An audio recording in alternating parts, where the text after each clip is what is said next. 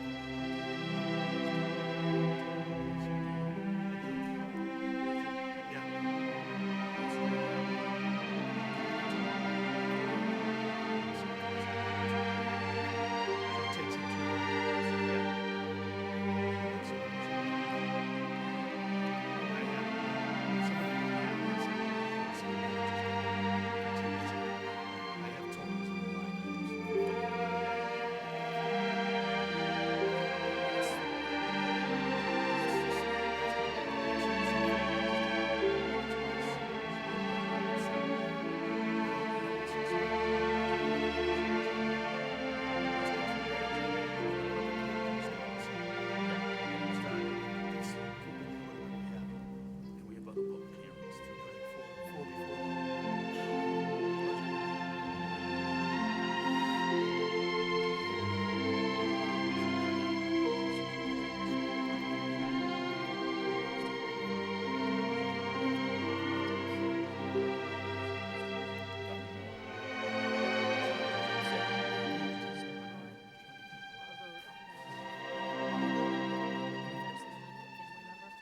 Should they abstain?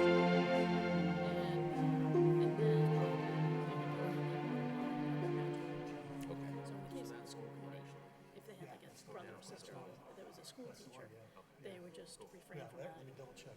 'Cause it's really just the bottom line of the school budget. Okay. Yeah.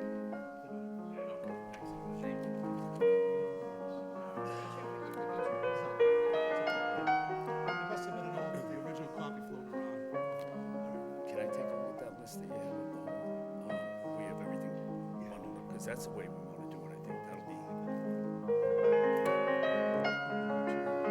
Oh, okay, beautiful, Because I thought last time we did roll calls, and that's how I set it up. okay, So when we get to it, I can give you the total. okay.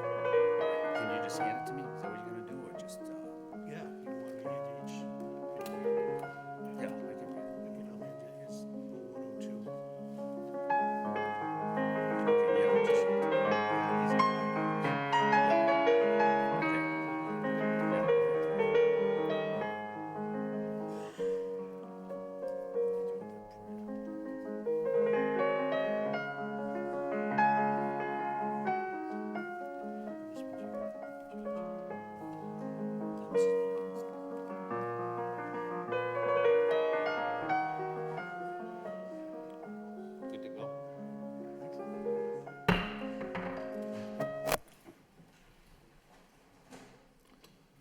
Dear God, today as this session opens, we pray that your presence will be before us and everyone who serves in the decision-making process of our city. We pray for direction which will lead our city to be strong and unified. May we continue the legacy of our founders. May we be granted this day the wisdom to make decisions which will be for the good of our city. We also pray for your blessing and all those who are working to transform our city and make it a better place to live and work. Amen. Please remain standing for the Pledge of Allegiance. I pledge allegiance to the flag of the United States of America and to the republic for which it stands, one nation, under God, indivisible, with liberty and justice for all. The clerk, please call the roll.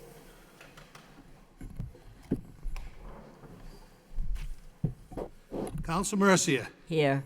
Counsel Milonazo. Here. Counsel Rourke. Here. Counsel Samaras. Here. Counsel Belanger. Here. Counsel Elliott. Here. Mayor Kennedy. Here. Counsel Leahy. Here. Counsel Leary. Here. 9 present. Councilor Mercia. Thank you, Mr. Mayor. I'd like to offer a moment of silence in darkened chamber for M. Brendan Fleming.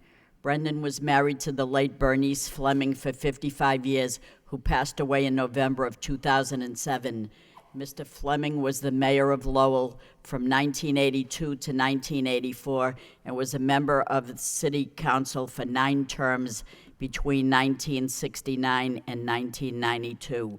For nearly 40 years, he was a member of the mathematics department faculty at UMass Lowell. He was also a certified parliamentarian advising boards and an officer of the American Parliamentarians Association. I always, to this day, had his number at the ready to call him on parliamentary procedure issues, as I have at times during city council meetings. Mr. Fleming began his political career in 1965 as a board member of the Lowell Redevelopment Authority, an agency leading federal urban renewal projects. Over the next 5 years, Mr. Fleming advocated for the creation of the Lowell Historic District Commission, the establishment of the Lowell Locks and Canals Historic District, and was instrumental in the foundation of Lowell's historic preservation and restoration. Mr. Fleming attended Sacred Heart School and graduated from Keith Academy class of 1943 and earned a bachelor's and master's degree in mathematics from Boston College class of 1950. He served with the United States Navy in the Pacific Theater during World War II as a quartermaster first class assigned to LCI 714. He earned the World War II Victory Medal, American Theater Medal, Asiatic Pacific Medal, 1 star. Mr. Fleming was lifetime parishioner of the Sacred Heart Parish and dedicated his time to the Holy Name Society, St. Vincent de Paul Society, pre-K classes, Knights of Columbus, and served on the Board of Trustees of Central Catholic High School, Lowell Catholic High School, and St. John's Hospital in Lowell. He also served on many civic boards and committees, including the Northeast Solid Waste Committee and Massachusetts Police Association. Mr. Fleming is survived by 4 sons, Dr. Martin Fleming, retired Lowell police officer Thomas Fleming, Reverend James Fleming, and retired Colonel Edward Fleming. 3 daughters, Mary Beth Holak, Anne Marie Crafts, and Patricia Quigley. He was the grandfather of 14 grandchildren and 7 great-grandchildren. He was a true gentleman, and we offer our condolences to his family, relatives, and many friends. He will be truly missed. Thank you. Thank you, Councilor.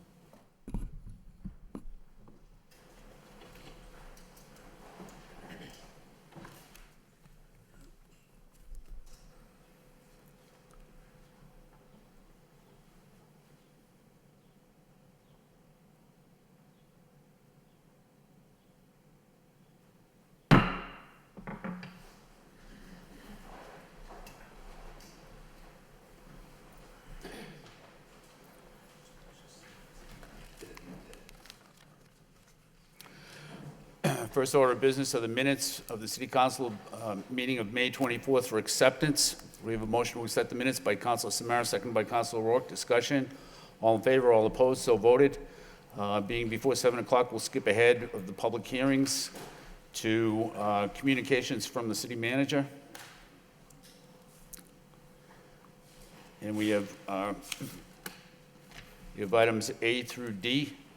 The first is the Andover Street repairs. Any discussion on the Andover Street repairs?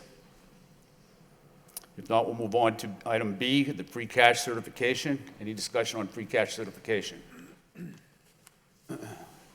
If not, we'll move on to item C, the Board of Parks, approval of the POW MIA chair at Cawley Stadium. Any discussion? Moving on to D, the Board of Parks, approval of the playground in honor of Henry J. Cochran Jr.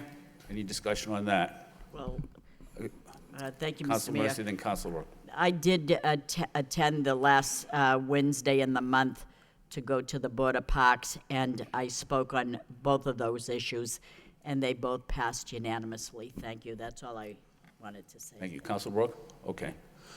All right, do we have a motion to accept and place on file by Council Mercy, seconded by Council Rook? Any further discussion? All in favor, all opposed? So voted. Next, under items of the city manager, item 4.1 is a vote to endorse the FY17 to FY21 capital improvement plan. If there's no objection, we'll waive the first reading by general consent, and the second reading is authorizing the endorsement for fiscal year 2017 to 2021, the proposed capital improvement plan. Do we have a motion to approve? Motion approved by Councilor Rourke, seconded by Councilor Samaras. Any discussion on the plan? Hearing none, roll call. Council Mercia. Yes. Council Milonazo. Yes. Council Rourke. Yes. Council Samaras. Yes. Council Belanger. Yes. Council Elliott. Yes. Mayor Kennedy. Yes. Council Leahy. Yes. Council Leary. Yes. 9. The next matter is a vote to transfer $398,786.98 for funding for the salary stabilization. If there's no objection, we'll waive the full first reading by general consent and go to the second reading. In order to transfer $398,786.98 to provide funding for salary stabilization. Do we have a motion to approve? Motion approved by Council Rourke, seconded by Council Leary. Discussion on the motion. Roll call. Council Mercia. Mr. Mayor? Yes. I'm sorry? Yes. Oh, okay. Discussion? Just on the motion. Yeah. Mr. Manager, could you just explain the purpose for this transfer? Go ahead. Thank you, Mr. Mayor. Through you to Councilor Elliott. The purpose of the transfer is to utilize some appropriations that were budgeted as part of the fiscal 16 budget to go towards the settlement of collective bargaining agreements with the unions. They were put into the 16 budget in case the package was settled with a different percentage. However, the manager was able to secure a 0% in the first year, so those monies are no longer needed, and we're going to use them towards the 17 budget. Okay, so that's what, it's just going into, just for the people at home, this is this year's money, but because there was, the negotiated contract was for 0% this year, that money that was planned for is going into into a fund, Correct. stabilization, i.e. reserve, and that will be used for next year's budget for those collective bargaining agreements. Mr. Manager? Correct? That's correct, Okay. Counselor. It's part of the financing plan for the salaries and wages in the next year. So this is just going to move it into a stabilization fund so that it can be appropriated from there as part of the 17 budget. Right, and I commend you, Mr. Manager, for doing that, first negotiating, knowing that it's a tight year, but you could have just left this money and went into free cash, but I think this is a better approach, knowing that that this money was for that purpose, it was approved, and it's going into a fund that will still be used for the purpose, and rather not just be swept away, and it would be free cash, but it'd have to be appropriate. But I think it makes sense I think it makes good financial sense to take this money and apply it towards next year. So thank you for the explanation. Thank you, Mr. Mayor. Thank you. Any further discussion? Roll call. Council Mercia. Yes. Council Milonazo. Yes. Council Rourke. Yes. Council Samaras. Yes. Council Belanger. Yes. Council Elliott. Yes. Mayor Kennedy. Yes. Council Leahy. Yes. Council Leary. Yes. 9 yeas. The next item is a vote authorizing the city manager to enter into an agreement with a master developer agreement with Wind Development Company Limited Partnership. If there's no objection, we'll waive the full first reading by general consent, and the second reading is authorizing the city manager to enter into a master developer agreement with Wind Development Company Limited Partnership in Boston, corporate offices 6 Faneuil Hall, Marketplace, 5th floor, Boston, Mass., regarding the transfer of certain parcels located in the Hamilton Canal District and in accordance with the terms of the master development agreement. We have a registered speaker on this. Ahmed Hebert. Good evening, councilors, city manager. I think this is a great day for the city. The manager got a general developer for the city. It's a great thing. This is something that's going to push this project through. And most of you know what I'm here for. I want jobs for the city workers. And page 7, it's all stipulated at the bottom of the page, responsible labor practices. Our union, we are a union that I am here. I'm not representing the union, I'm representing the residents of Lowell. We'd like a lot of these jobs. This is going to be a big project, gentlemen and ladies. We want some of these jobs to stay in town. They're good. Everything's got to go prevailing wage. I read this whole contract, believe it or not. And the RFQ is very precise on what it states, very well written, a lot of writing, but I'll tell you that the most important thing is that 1.7, that's what we're looking at as the residents of the city. Responsible labor practice. I don't have to go through it. I'm sure most of you have read it. The only thing I'd like to ask is the city manager, if you could set up a meeting between the New England Builders Trades with the Wind Corporation, that'd be greatly appreciated. I know you don't have to, but I mean, it'd be greatly appreciated. It's men and women of this city want to work in the city. They want to build this city. And I hope we can work together and get this done. I think it's a great project. Not here to fight it, you know what I mean? I think it's a great thing. It's going to go along with the jurisdiction building, and we got to get it done. We got 9 years in this contract that says we got to build it, so that by that time I'll be retired. You won't have to look at me anymore. Okay, ladies and gentlemen, thank you for your time. Thank you. Mr. Manager. Thank you, Mayor. Through you, let me just give a brief explanation of what this proposal is. A critical element of the Hamilton Canal District is the construction of a 900-space parking garage, and that is going to be right near the Market Mills, behind the Market Mills on the northern side of the Hamilton Canal District. The problem is when you come out of that new parking garage, you're not going to be able to access Jackson Street because there's no bridge to go over the canal. So what we want to do is build, and you can see it in this picture right here, what's called the Signature Bridge. And what this is going to do is this is going to allow pedestrians and cars coming out of the new garage and accessing the Jackson Street and Canal Street side of the Hamilton Canal District. The problem with the bridge is there's a $2.5 million price tag associated with that. And the good news is that we have the opportunity to access $2.5 million from a federal grant to pay for the construction of this Signature Bridge, so the residents of Lowell don't have to pay that $2.5 million on their own. However, one of the requirements of the EDA grant is that we're going to have we have to have a master developer agreement. And I want to point out for Mr. Hebert is that this will be a public work subject to the prevailing wages, and that's good news. But the master developer agreement that we're entering into isn't as aggressive as I originally wanted it to be.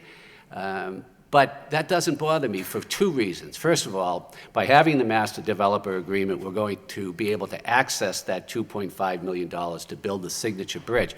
But secondly, I think we've done a pretty good job on our own marketing the Hamilton Canal up to this point. We're going to have the Judicial Center starting construction soon.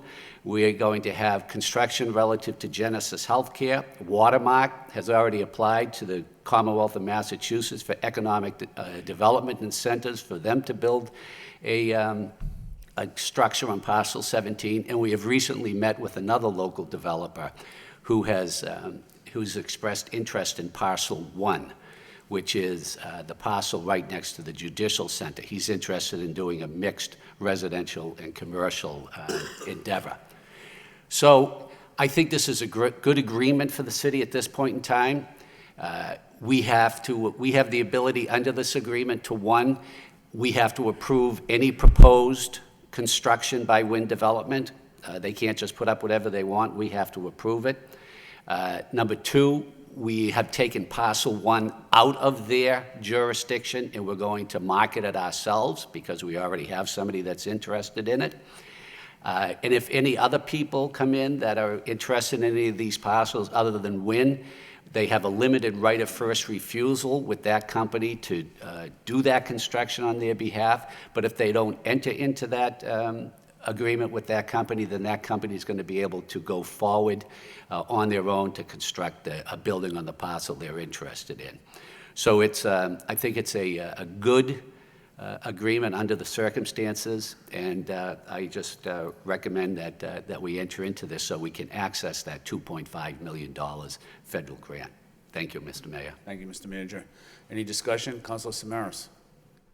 Thank you. Thank you for the discussion, Manager Murphy.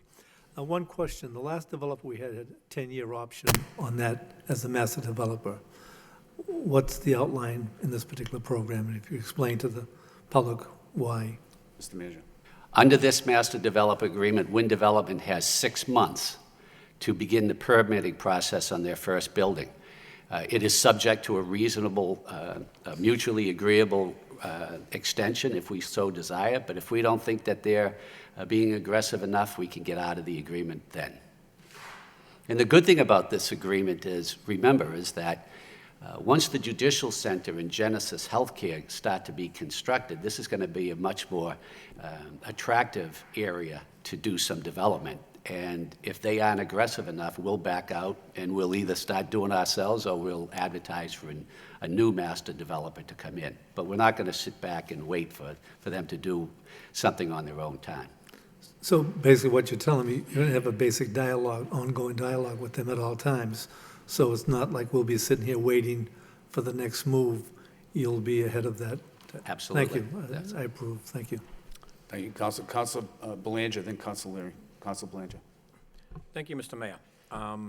So, Mr. Manager, if I'm not mistaken, by statute, we need that master developer in order to receive the $2.5 million for the Signature Bridge, correct? And that's not negotiable, correct? Absolutely correct.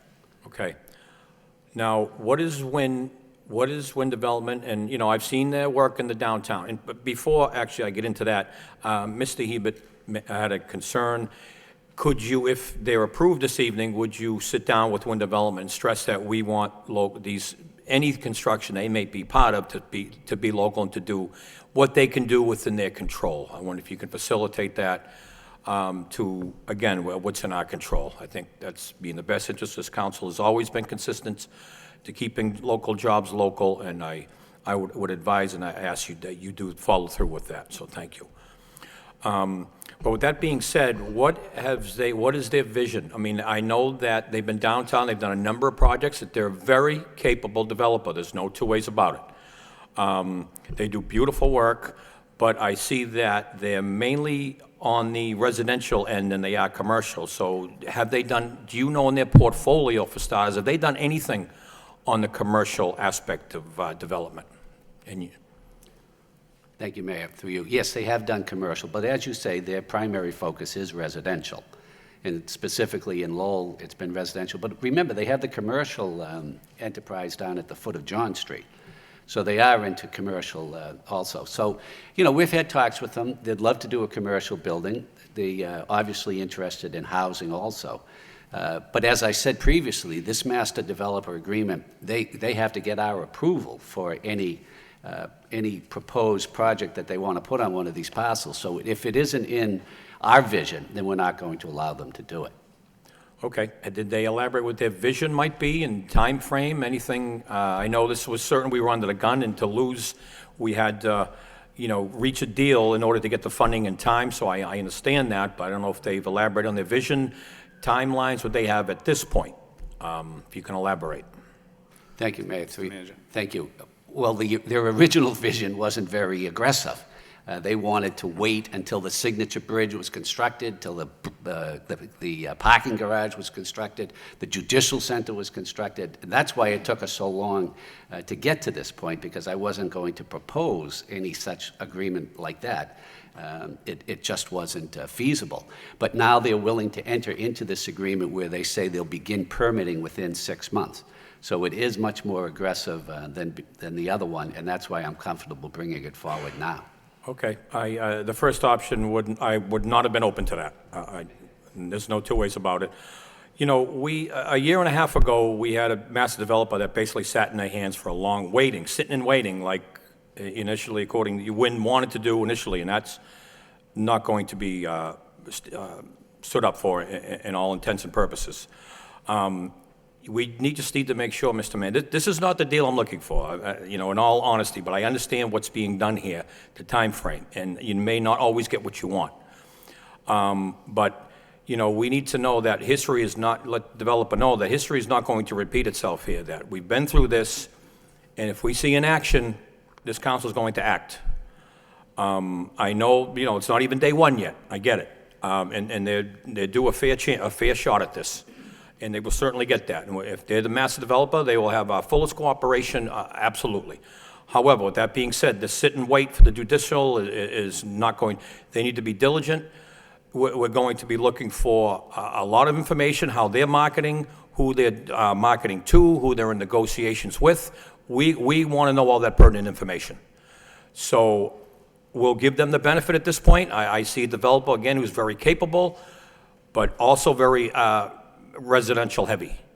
So I'm concerned there, number one, but again, let's have a new beginning with this parcel, but we're going to be watching, and we want, you know, we're going to be looking for frequent updates on this parcel, as you know. There's too much at stake, and so basically, does this give them an entire monopoly on every parcel that's available to this point, or?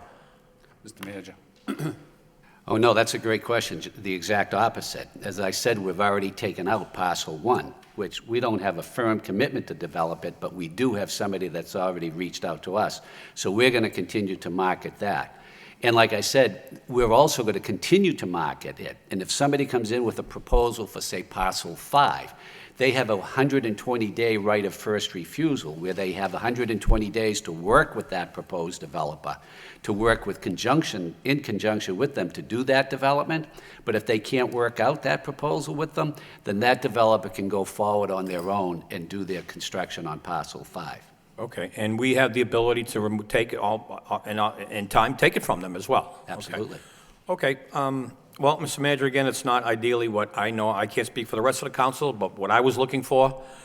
But concessions need to be made in government. There's no two ways about it.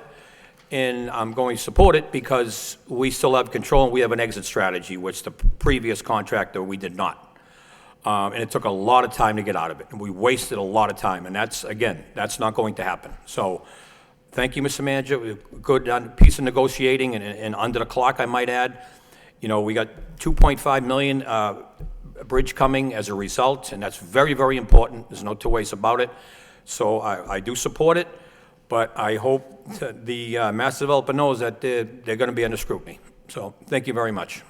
Thank you, Council Leary. Just a lot of what I was going to say that both councilors have already articulated, but just to take a different approach to it, I think the keys here that are good are obviously we're going to tie into the grant. That's significant. It's a must. The second issue, I think, what you've been effective with is actually setting timelines. And I think you already demonstrated it by articulating that you need to move now. I think that's important. I think the keys, though, for me personally, is really make this mostly a commercial venture. I know there's going to be residential factors involved, but I think as we try to increase the tax base, I think it's going to be imperative that we really focus on commercial.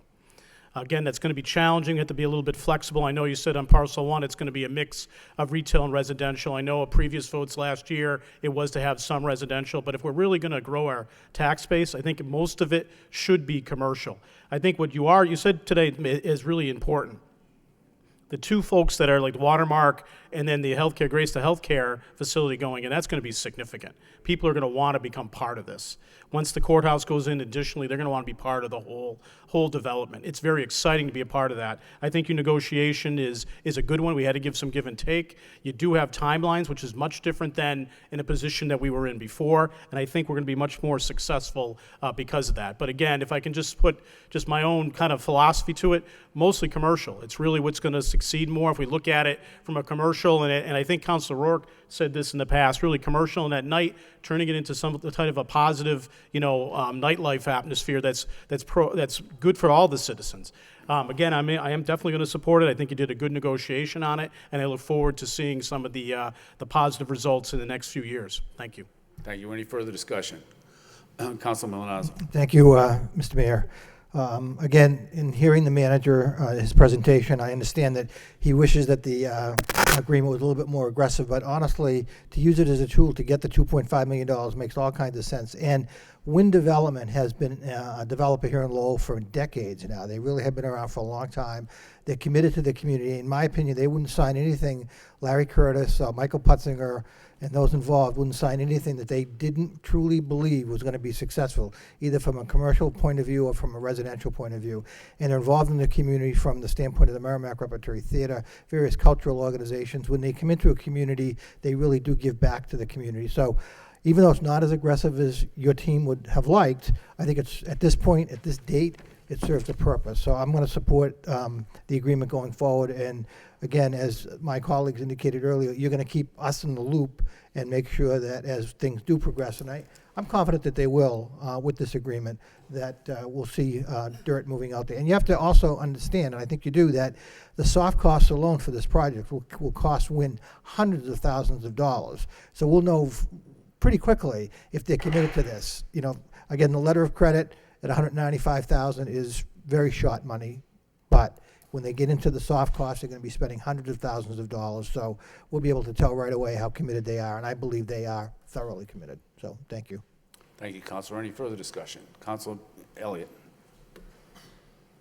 Excuse me. Thank you, Mr. Mayor. I just wanted to say a couple of words because I think today is a good day. It's a good day for economic development in the city. I mean, this project has sat idle for, I don't know how many years, 5, 6, Mr. Manager. And so we went through the RFP. We did an extensive outreach, and you didn't rush into signing the agreement with Wynn, which I think is important, that we showed to the developer that, yes, we want this to move forward, but we have certain criteria, we have certain benchmarks, we have, we're not going down the road, we're not desperate, I should say. And I think you negotiated a solid agreement with protections for the city and milestones that if they're not met, then we have options this time versus, I think the last time, we've made a lot of progress, but we were sort of held hostage a little bit to the previous developers. So knowing there are projects that are going to be developed as well as, that $5 million of mass grant work, the reconstruction of the Lord Overpass, these are all positive things. The Judicial Center, all good projects, but it was imperative that we have a rock-solid agreement with this developer, and I think you were patient and methodical and produced an agreement that that's going to work for that particular area. So, good job. Thank you, Mr. Mayor. Thank you, Councilor. Any further discussion? Roll call. Need a motion. Oh, we need a motion, I'm sorry. We need a motion to approve. We have a motion put by Councilor Milanazzo, second by Councilor Rourke. Any further discussion? Roll call. Council Mercia. Yes. Council Milanazzo. Yes. Council Rourke. Yes. Council Samaras. Yes. Council Belanger. Yes. Council Elliott. Yes. Mayor Kennedy. Yes. Council Leahy. Yes. Council Leary. Yes. 9 yeas. Next, we have a petition by Attorney Morris Mason Jr. requesting the City Council approval for an overhanging sign located at 147 East Merrimack Street. Chair would entertain a motion to refer to the Law Department for report and recommendation. The motion to that effect by Council Samaras, second by Council Rourke. Discussion on the motion. All in favor, all opposed, so voted. We have one motion this evening. A motion by Council Mercia to request the city manager investigate residents' complaints regarding mosquito control and whether to take part in the spray initiative program. Second by Council Rourke. Council Mercia. Thank you, Mr. Mayor. Motion speaks for itself. Thank you. Okay, all in favor of the motion? All opposed, so voted. Any announcements? If not, we'll go back to I do Councilor have one Mercia. announcement. Okay. Last week, we talked about the pilot program, payment in lieu of taxes, and I said that I was a member of the Board of Directors for CTI. I had the city clerk make copies of all the information that I received, and I just wanted people to know that CTI does pay a reasonable amount, which I feel is their fair share. And it outlined it so that my colleagues could know what they pay on each property that they own. They pay full residential taxes on property that comes under the common ground. They pay their full property tax on that. In addition to paying, they paid over $63,000 as part of the 1995 purchase of 126 Phoenix Avenue. And they are full taxes for the many years that they're in. I have a list of all their CTI properties and what they have paid over the years. 167 Dutton Street, they pay a particular factor into all the property that they own. It's outlined very distinctly and precisely, so that I don't want it to be said that they don't pay anything, or they pay what they feel is fair. And I think it's rather fair, too. They're a 501c3. They do a lot in the community to help people. They have a Head Start program. They have the WIC program, many, many things that is a gap in service that the city couldn't afford to take under their umbrella. This organization does that.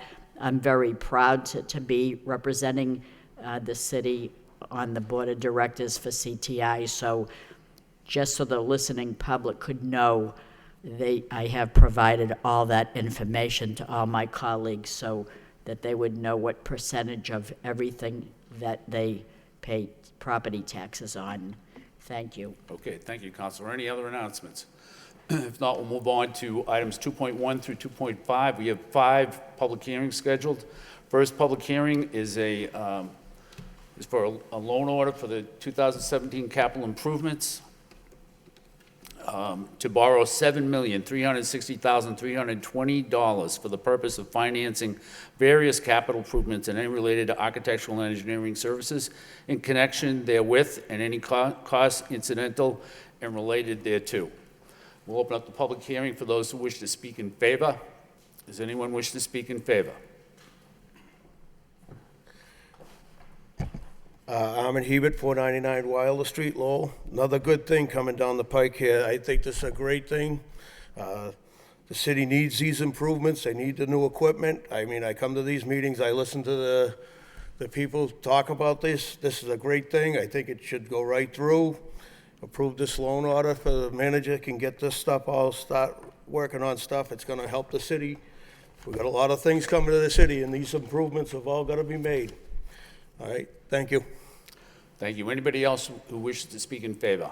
In favor? In favor? Hearing none, we'll close the hearing on behalf of the proponents and open it up to those who wish to speak in opposition. Anybody who wishes to speak in opposition? Opposition? Opposition? Opposition? Hearing none, close the hearing for those who wish to speak in opposition and open up to the City Council. Do we have a motion to approve? Motion to approve by Councilor Mercia, seconded by Councilor Rourke. Discussion on the motion, Councilor Milonazo. Thank you, Mr. Mayor. I'm going to support the loan order, and I'd just like to state that I believe the $7.4 million is just our piece of the capital improvements going forward in this fiscal year. It's well over $11 to $12 million.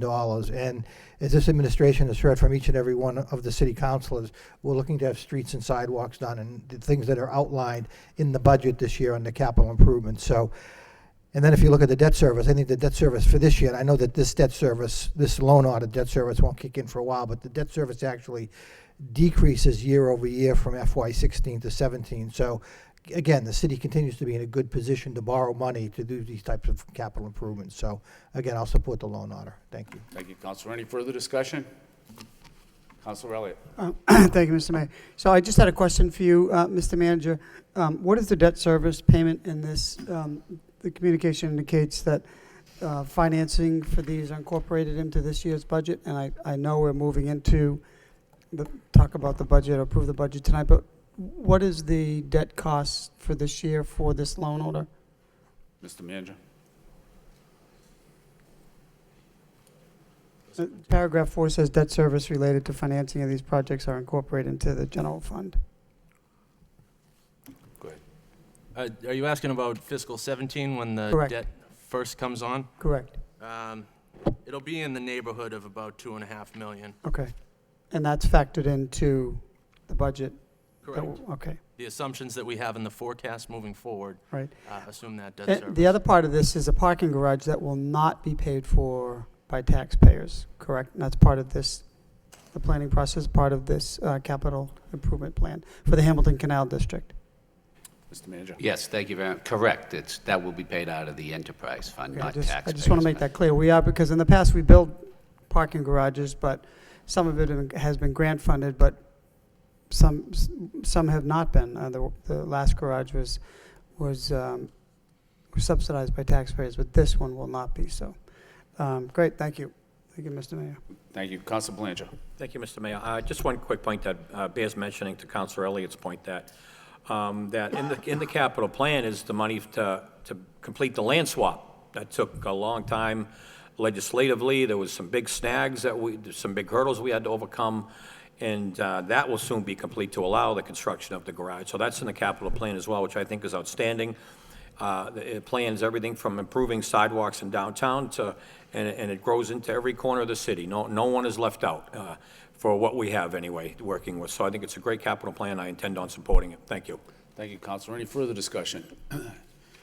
If not, roll call. Council Mercia. Yes. Council Milonazo. Yes. Council Rourke. Yes. Council Samaras. Yes. Council Belanger. Yes. Council Elliott. Yes. Mayor Kennedy. Yes. Council Leahy. Yes. Council Leary. Yes. That's 9 yeas.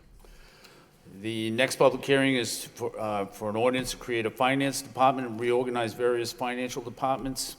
It's an ordinance to amend the Code of Ordinances for the City of Lowell by creating a new department entitled Finance, and further by creating a budget department within the Department of Finance and creating a new position of Deputy Chief Financial Officer and establishing the salary thereof. Other reorganizational amendments to various departments and divisions and positions follow. We'll open up the public hearing for those who wish to speak in favor. Is there anyone who wishes to speak in favor? In favor? In favor? In favor? Hearing none, close the hearing for those who wish to speak in favor and open it up for those who wish to speak in opposition. Anybody who wishes to speak in opposition? In opposition? Opposition? Opposition. Close the hearing for those who wish to speak in opposition. On the floor, we have a motion to approve by Councilor Elliott, seconded by Councilor Belanger. Discussion, Councilor Elliott. Thank you, Mr. Mayor. So I understand this has been recommended years ago to reorganize the finance office or organizational structure. So what this does do, it creates a position, but it deletes a position. So there's no further positions being added to this department, right? Mr. Manager. That's correct. What it does is it changes Mr. Conley's title to Deputy Chief Financial Officer, which really reflects more what he's been doing. And it eliminates the junior data management analyst, but retains the data management analyst. There's no increases in salaries for anybody and no increases in positions for anything. So could you just describe some of the things that he's doing now, or I'm sure you don't know it, what he's doing, what a data analyst would have been doing versus what he is doing now and he should be doing? Mr. Manager. Thank you. Yeah, go ahead. Thank you, Mr. Mayor. In response to your question, what had began as the data analyst sort of number crunching type position has evolved into a position that's essentially the right-hand man to the chief financial officer when it comes to the operating and capital budgets. Those are two of the major responsibilities. However, throughout the year, because the budget isn't just as it's presented, it needs to be monitored and watched closely throughout the year. So this position will continue the Lowell Stat program, which has found some success and savings over the years. Will continue to monitor revenue opportunities so as to avoid impact on the tax levy and explore all cost-saving opportunities, as well as looking for best practices in municipal finance from other communities, and really doing a lot of the other monitoring of the budget throughout the year by continuing the Lowell staff bi-weekly meetings. Mr. Manager. If I can add one thing that I've noticed and really have enjoyed in the past couple of months is that with the construction of a new high school in the city of Lowell, it's a major, major financial undertaking. Everything we do is financial, and Mr. Conley has taken a lead role in taking advantage of all of the information necessary in order to make sure that we construct that new high school within a budget that can be affordable by the residents of Lowell. So it's much more involved than just crunching numbers. Councilor Elliott, anything further? Thank you, Mr. Manager, and thank you, Mr. Baldwin. And so I do think it's important because as I review the fiscal policy that continues to evolve to create a more solid structure with the organization and the unit, I do think it's important. So thank you for the explanation, and I'll plan on supporting this. Thank you, Councilor Samaras. Thank you, Mayor Kennedy. Basically, Councilor Elliott asked my questions in a sense because we know we're facing major budgetary challenges in the future. So basically what you've stated is clearly this reorganization will help you address the changes that do come about because of the budgetary needs that this community has. So you see this as a way of better dealing with the future of our budgets? Mr. Manager. Thank you, Mayor. Absolutely, because the financial structure of the city is also dependent on a viable treasurer's office, assessor's office, and it's critically important that those people be involved in the financial decisions. And this is going to allow Mr. Baldwin to have an oversight and able to involve them in all the financial decisions involving the city and making sure that they're implemented properly. And I think one of the best things about this organization, although he won't report to Mr. Baldwin, he reports only to the city council, is that the auditor is part of this financial team and critically important to make sure that we're on firm footing when it comes to the finances of the city. No, thank you for that answer. I mean, what's obvious is that you really are starting to anticipate what our problems will be in the future. Not so much that our problems, but if the city is going to grow and be as successful as we want, how do we handle the upcoming budgetary needs? And what this tells me is that we're going to be able to receive a lot of information in a timely fashion, and that information will be accurate. So I want to thank you for that. I will support this. Thank you, Councilor Leary. I was going to say exactly what you said. I think I'm going to support it as well. I think realigning it makes a lot of sense. I think one of the things that we don't have in our capital plan is talking about the police and fire. I know we have about $500,000 going into improvements in those areas, and I think really being creative and finding a new way to look at that in the future and realigning will help you and your team to make those decisions. Pretty much, you got to raise your hand quick around here because everybody says everything you're going to say. I think it's a good thing to do. I think it's going to help in the long-range planning. This budget, as we get into the documents, it's a pretty lean budget, and being creative is going to be imperative. Thank you. Thank you, Councilor Milanazzo. Thank you, Mr. Mayor. I, too, will support the restructuring. Question that I had, the treasurer, the assessor, the purchasing department, MIS, and others, will they now be reporting to the deputy, or will they be reporting to the financial officer, based upon this new organization chart? And as a follow-up, were there any union considerations that you had to negotiate in order to get us to this public hearing? Mr. Manager. Excellent questions. First of all, no, they'll be reporting directly to Mr. Baldwin. Okay. And he will be coordinating the activities. And no, all the positions are ordinance positions, so then there was no union negotiations necessary for it. Okay. Thank you. Thank you, Mr. Mayor. Any further discussion? Councilor Rowe. Thank you, Mr. Mayor. To you, Manager. Mr. Manager, is Mr. Healy part of this new team? Emeritus.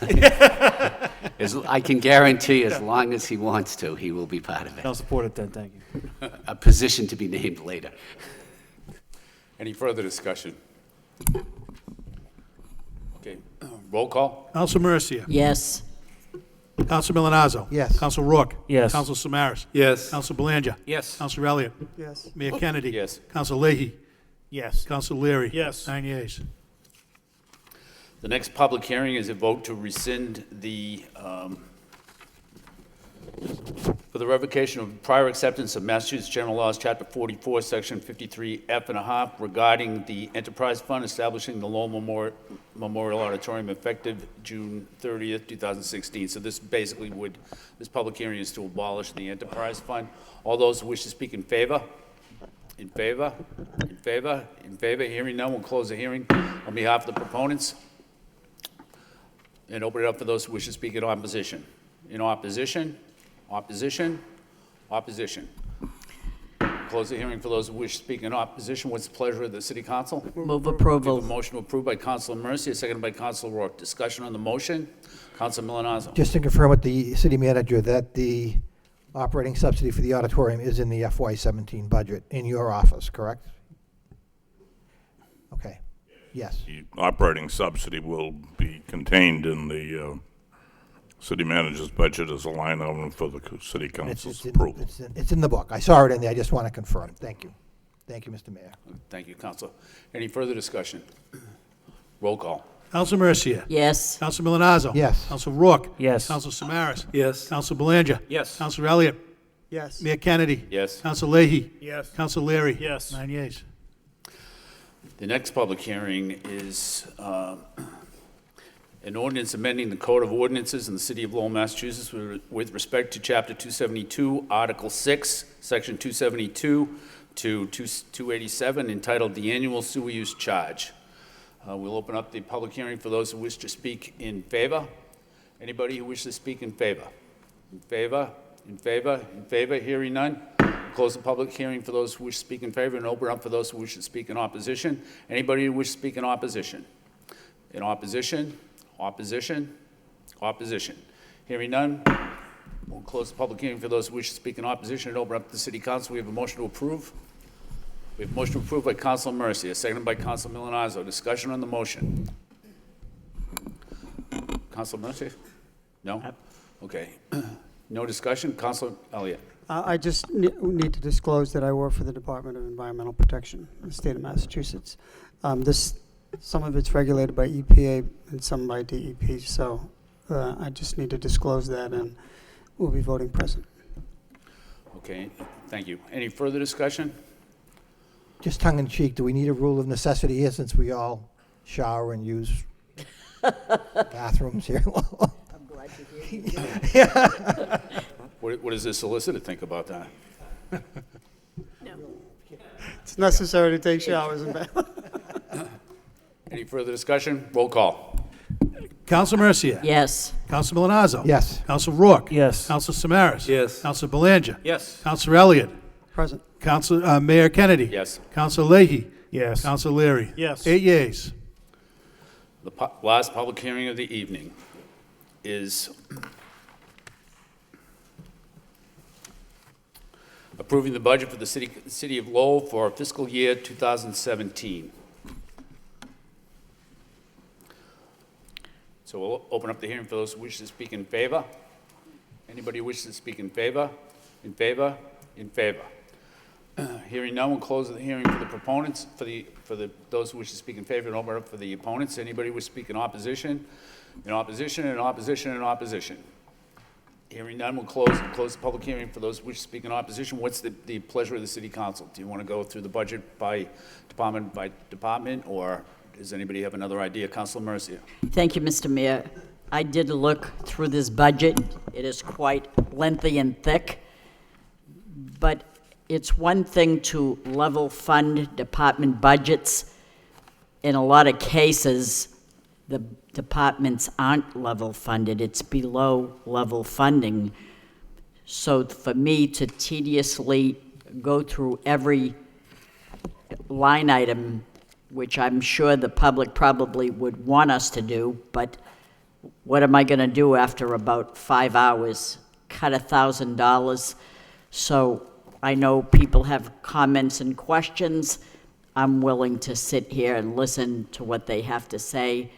perhaps they'd be saying a lot of the things that I would, but I don't want to just say move approval because I know people have concerns, so I'll hold that for later after everybody gets whatever they have to say off their chest. But I think it's a very well put together budget. We could have went 2.5 to the levy. We went 1.5 to the levy, so I think it's adequate. And I know that the manager looks good with this budget, but like I say, and I'll say it again, you're only as good as those that you surround yourself with. And seeing Bob Healy sitting there and Connor Baldwin and Rodney, you can't get better than that. So I know that you put a lot of work and thought into this. I think it's a good budget, and I'll let everybody say what they have to say. Thank you. Councilor Milonazo. Thank you, Mr. Mayor. In line with what Councilor Mercia said, I'd be happy to move approval to open it up for discussion. Okay, we have a motion approved by Councilor Milonazo, second by Councilor Mercia. On the motion, if I could. Sure. I do have a couple of questions, if I could, to the city manager. In looking at the budget, specifically the Veterans Department comes to mind. And for whatever reason, I think the Veterans was actually cut by over $500,000. And I just would like to hear from Connor or from you, Mr. Manager, as to the reason behind that was really the most drastic cut that I saw, going department by department. And again, other departments went up $900,000, some went up $500,000. The education, obviously, to the credit of the administration, went up over $4 million year over year. But specifically on the veterans, if I could find out why that was actually dropped by that dollar amount. Mr. Baldwin. Thank you, Mr. Mayor, and Mr. LaMarche is here to speak on the details. However, the cut in the appropriation for veteran services, our understanding from discussing with the department, is the need is just not there from the veterans seeking the benefits from the Veterans Office. So that amount, as there have been less veterans returning, has diminished over time. Our appropriation from the state has followed suit, but if it's all right, Mr. LaMarche can talk about the details. Yes, Mr. Baldwin.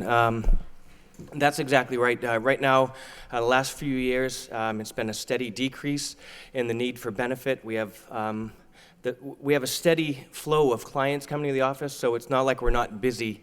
We're just as busy as if we're providing different benefits. The people are on benefits for a shorter period of time, and we're finding employment for them a lot faster. The economy has been very healthy. So basically, that's the amount of money we're spending has decreased due to the fact that the need it just isn't there for as long of a period of a time. Okay.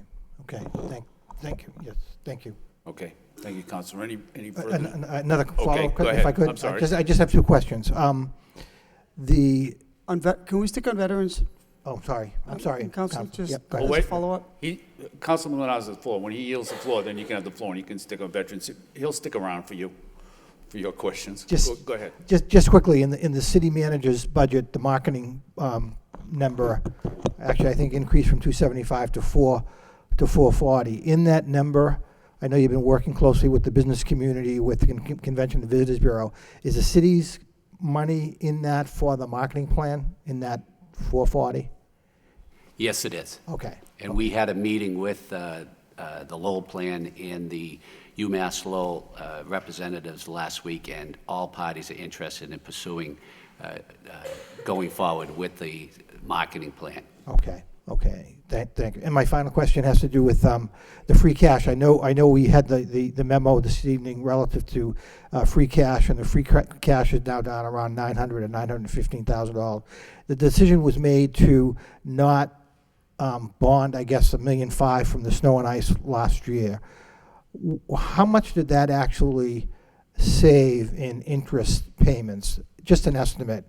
By doing that and lowering the free cash down to, I know the reserves are still pretty strong, but lowering the free cash down to $915,000. Mr. Baldwin. If I could. Counselor, by utilizing those year-end appropriations to bring down the snow and ice, it reduced what would have had to be amortized from slightly over $1 million down to $500,000, so about 1.5 over the 3-year period. Obviously, that was correlated with the reduction in free cash because those surplus appropriations weren't available at the end of the year. Okay, okay. Thank you, Mr. Mayor. Almost set, thank you. Councilor Elliott? Thank you. So, Mr. Lamarche, just to follow up, so as a result of the economy, is it unemployment costs that we provide to our veterans out of your budget, or is that separate? That is not out of our budget. I didn't think so. So when you say we're providing them services that cost less, what are some of those costs that taxpayers pay for our veterans? We, in addition to providing financial assistance to the widows and veterans, we actually complete many applications for federal benefits. That's another way I've actually helped reduce the costs for on the city end is trying to obtain federal monies, which is due to veterans, be it a pension, which is based on their wartime service and their disability need, or their compensation benefits, which is based on their service and maybe an injury that happened in the service. But the federal government pays monies to the veteran, and some of it's all tax-free, and it's just extra monies coming into the city that they're spending here. In addition to that, we're aiding them in finding jobs. We work with the in addition to the unemployment office, we search for employment, filing for health care benefits. It's just many different options we're trying to seek to reduce the cost on our end. Yeah, no, that's very helpful. That's good to know. And, hats off to you for saving the city money and at the same time getting veterans their benefits. And people should know at home, but when there's a transfer, I can remember, I believe it was last year, Mr. Baldwin, Mr. Manager, where there was this, or maybe 2 years ago, there was a significant increase, and this council funded it without a blink of an eye. There wasn't discussion. We knew it was for our veterans, but so when there is a need, and I believe it was around 200,000, 178, Mr. Manager, There was a supplemental appropriation of about 200,000 in a fiscal 15 budget, yes. Okay, good. So thank you, Mr. Lamarche. I appreciate that, and we thank you for your service, too. No, that was it on the veterans. Thank you, Mr. Mayor. I wouldn't mind going over department by department. I do have to say, it's a pretty lean budget. I mean, it's very bare bones when you're getting right down to the items. I wouldn't be able to find anything to cut in it. The questions I have really, I think the general statement I have, I think was pretty good, and offline having a conversation, I think just with the CFO regarding your free cash, and then how we're looking at the reserves. The reserves have come down a little bit. They're in the $10 million range. But you're looking at the percentage that Standard & Poor's is going to look at when you have that discussion in the fall. The percentages that they're looking at are between 5 and 10% of your general operating budget. And you're following in right in that 8.5% number, which is excellent. So as we look forward to meeting with them again in September, obviously they're going to have their conversations are, why aren't you raising your capacity for taxes, your tax levy? And the discussion really is that we are managing that effectively. We do have sufficient reserves going forward, although it's something that we need to watch as we get into next year and the following budgets, because we're getting to a point where a lot of our department heads have done a pretty effective job with less. We just had one presentation here, how effective, and some parts of that are not only to being effective, but the economy starting to hopefully change in the right direction. You're looking at the Parks Department, which is the 92 plus parks, greenways, everything else we have in terms of looking at that budget always being challenged. And they're always being creative, but at some point you reach that capacity. When's that point going to actually come? I agree with a lot of the analysis, and there's a lot of analysis in here and projections. I'm happy to look that you're looking at and have an understanding of what the bond folks are going to be looking at when we look at that, because the capital plan we just looked at in terms of the interest rates, that's going to be financially very important. So I got a good comfort level with that. I think if we're going to go line item by line item or department by department, I have general questions. If we decide not to do that, I'll have my questions now. So I don't know what the will of the body is at this point in time.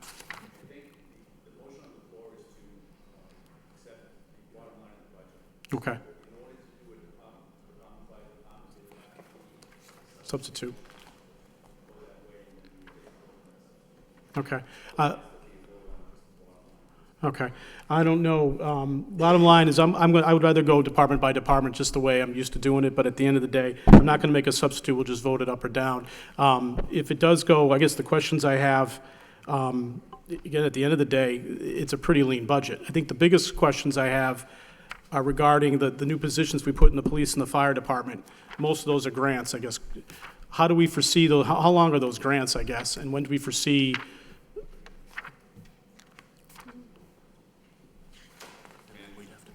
Thank you. On the police offices are funded by the operational budget. Okay. The firefighters, the 12 firefighters, the grant is good for 2 years. Okay. So how many positions were under that SAFER grant? Was that?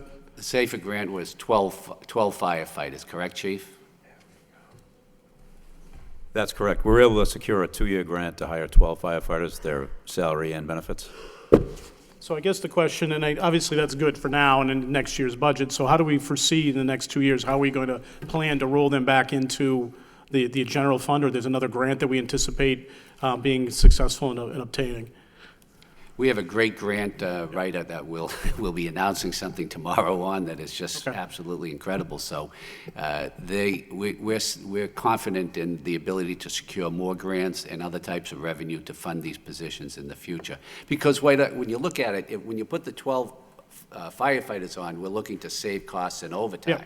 So we'll use some of that money to offset the salaries and wages.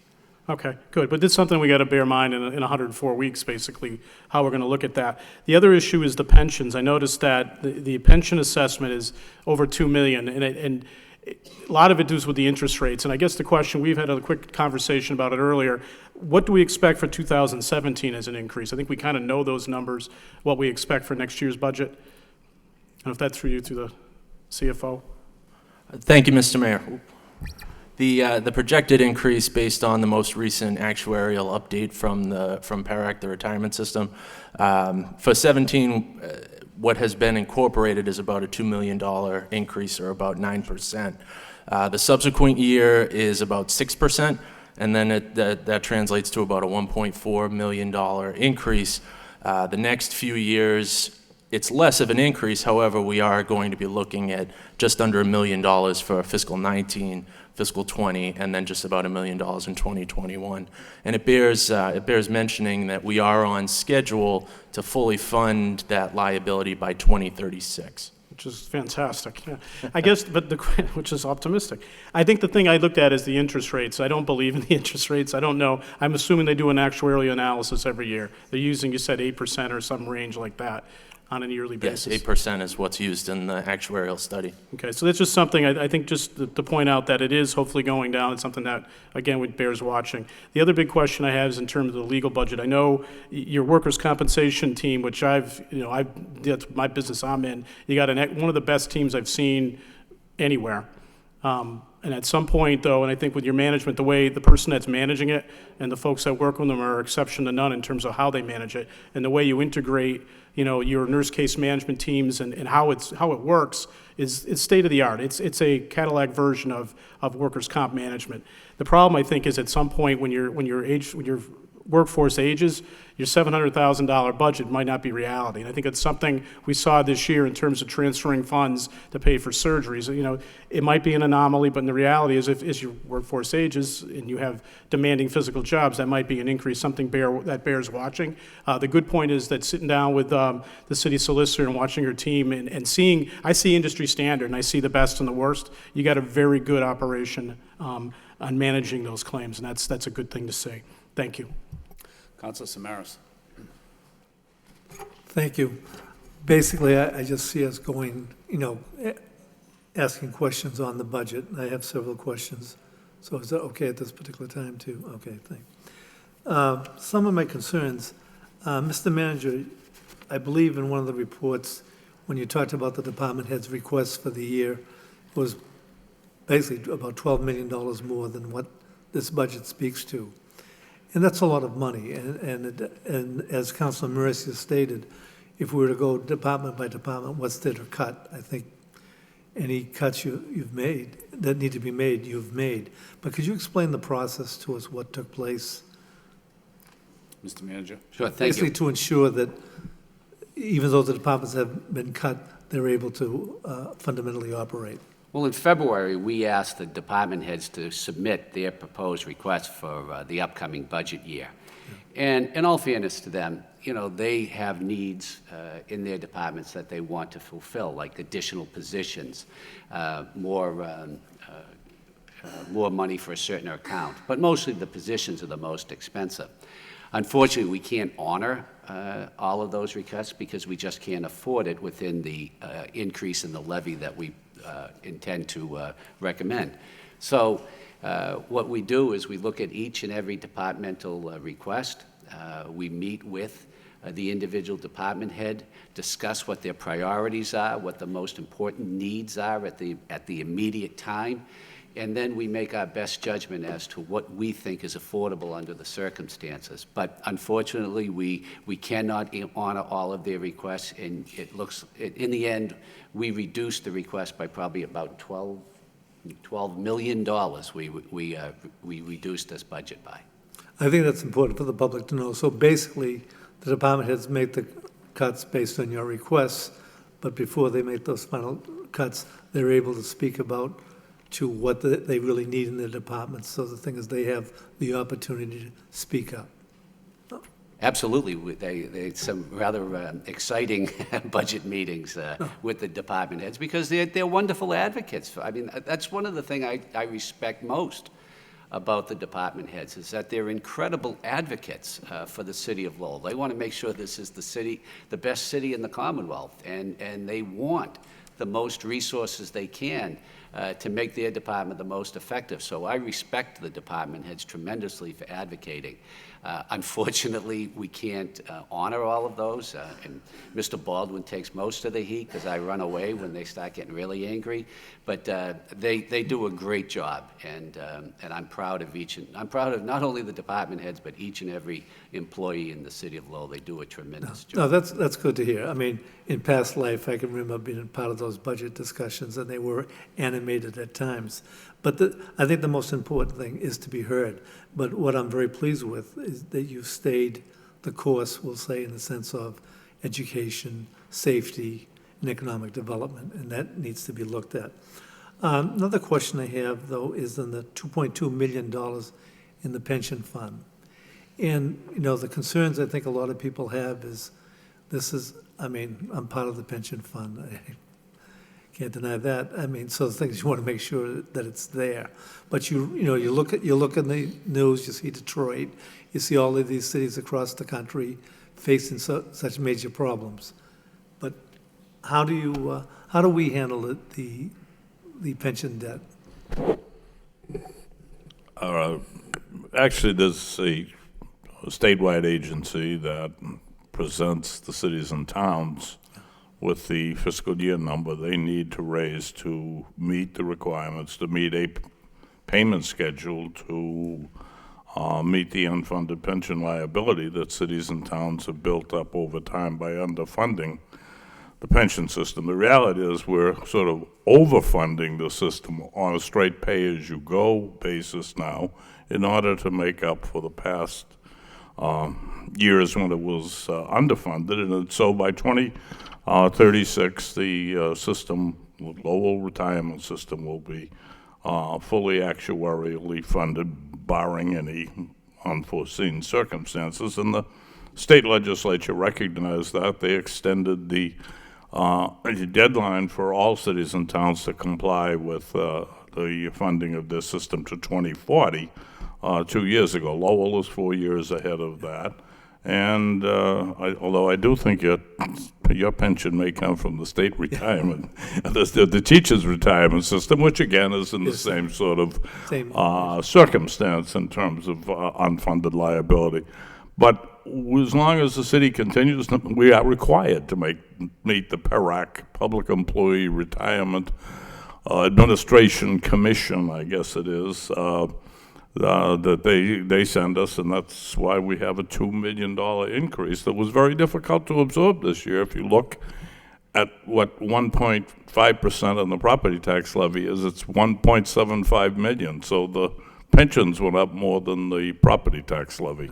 But what you're saying, I mean, you're really doing it right, and rather than something, I mean, like when we look at Social Security, you know, will it be there in 30 years?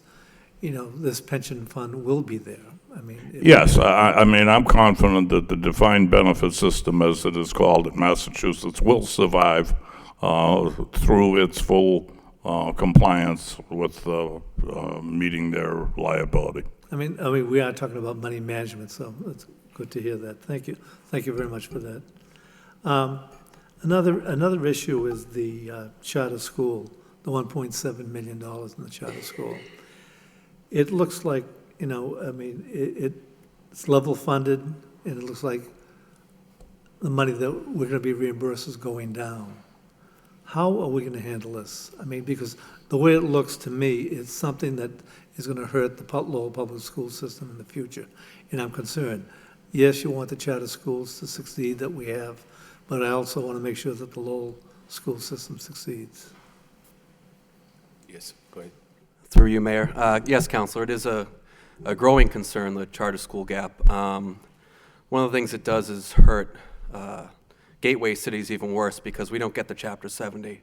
So as we're so Chapter 70 dependent, when we lose that funding and have to take on property taxes to make up the charter reimbursement, it's kind of a double hit for us. So it's something that we'll continue to address. But to your point, it's a $1.9 million increase over last year for our charter school gap. So it's a significant increase this year again.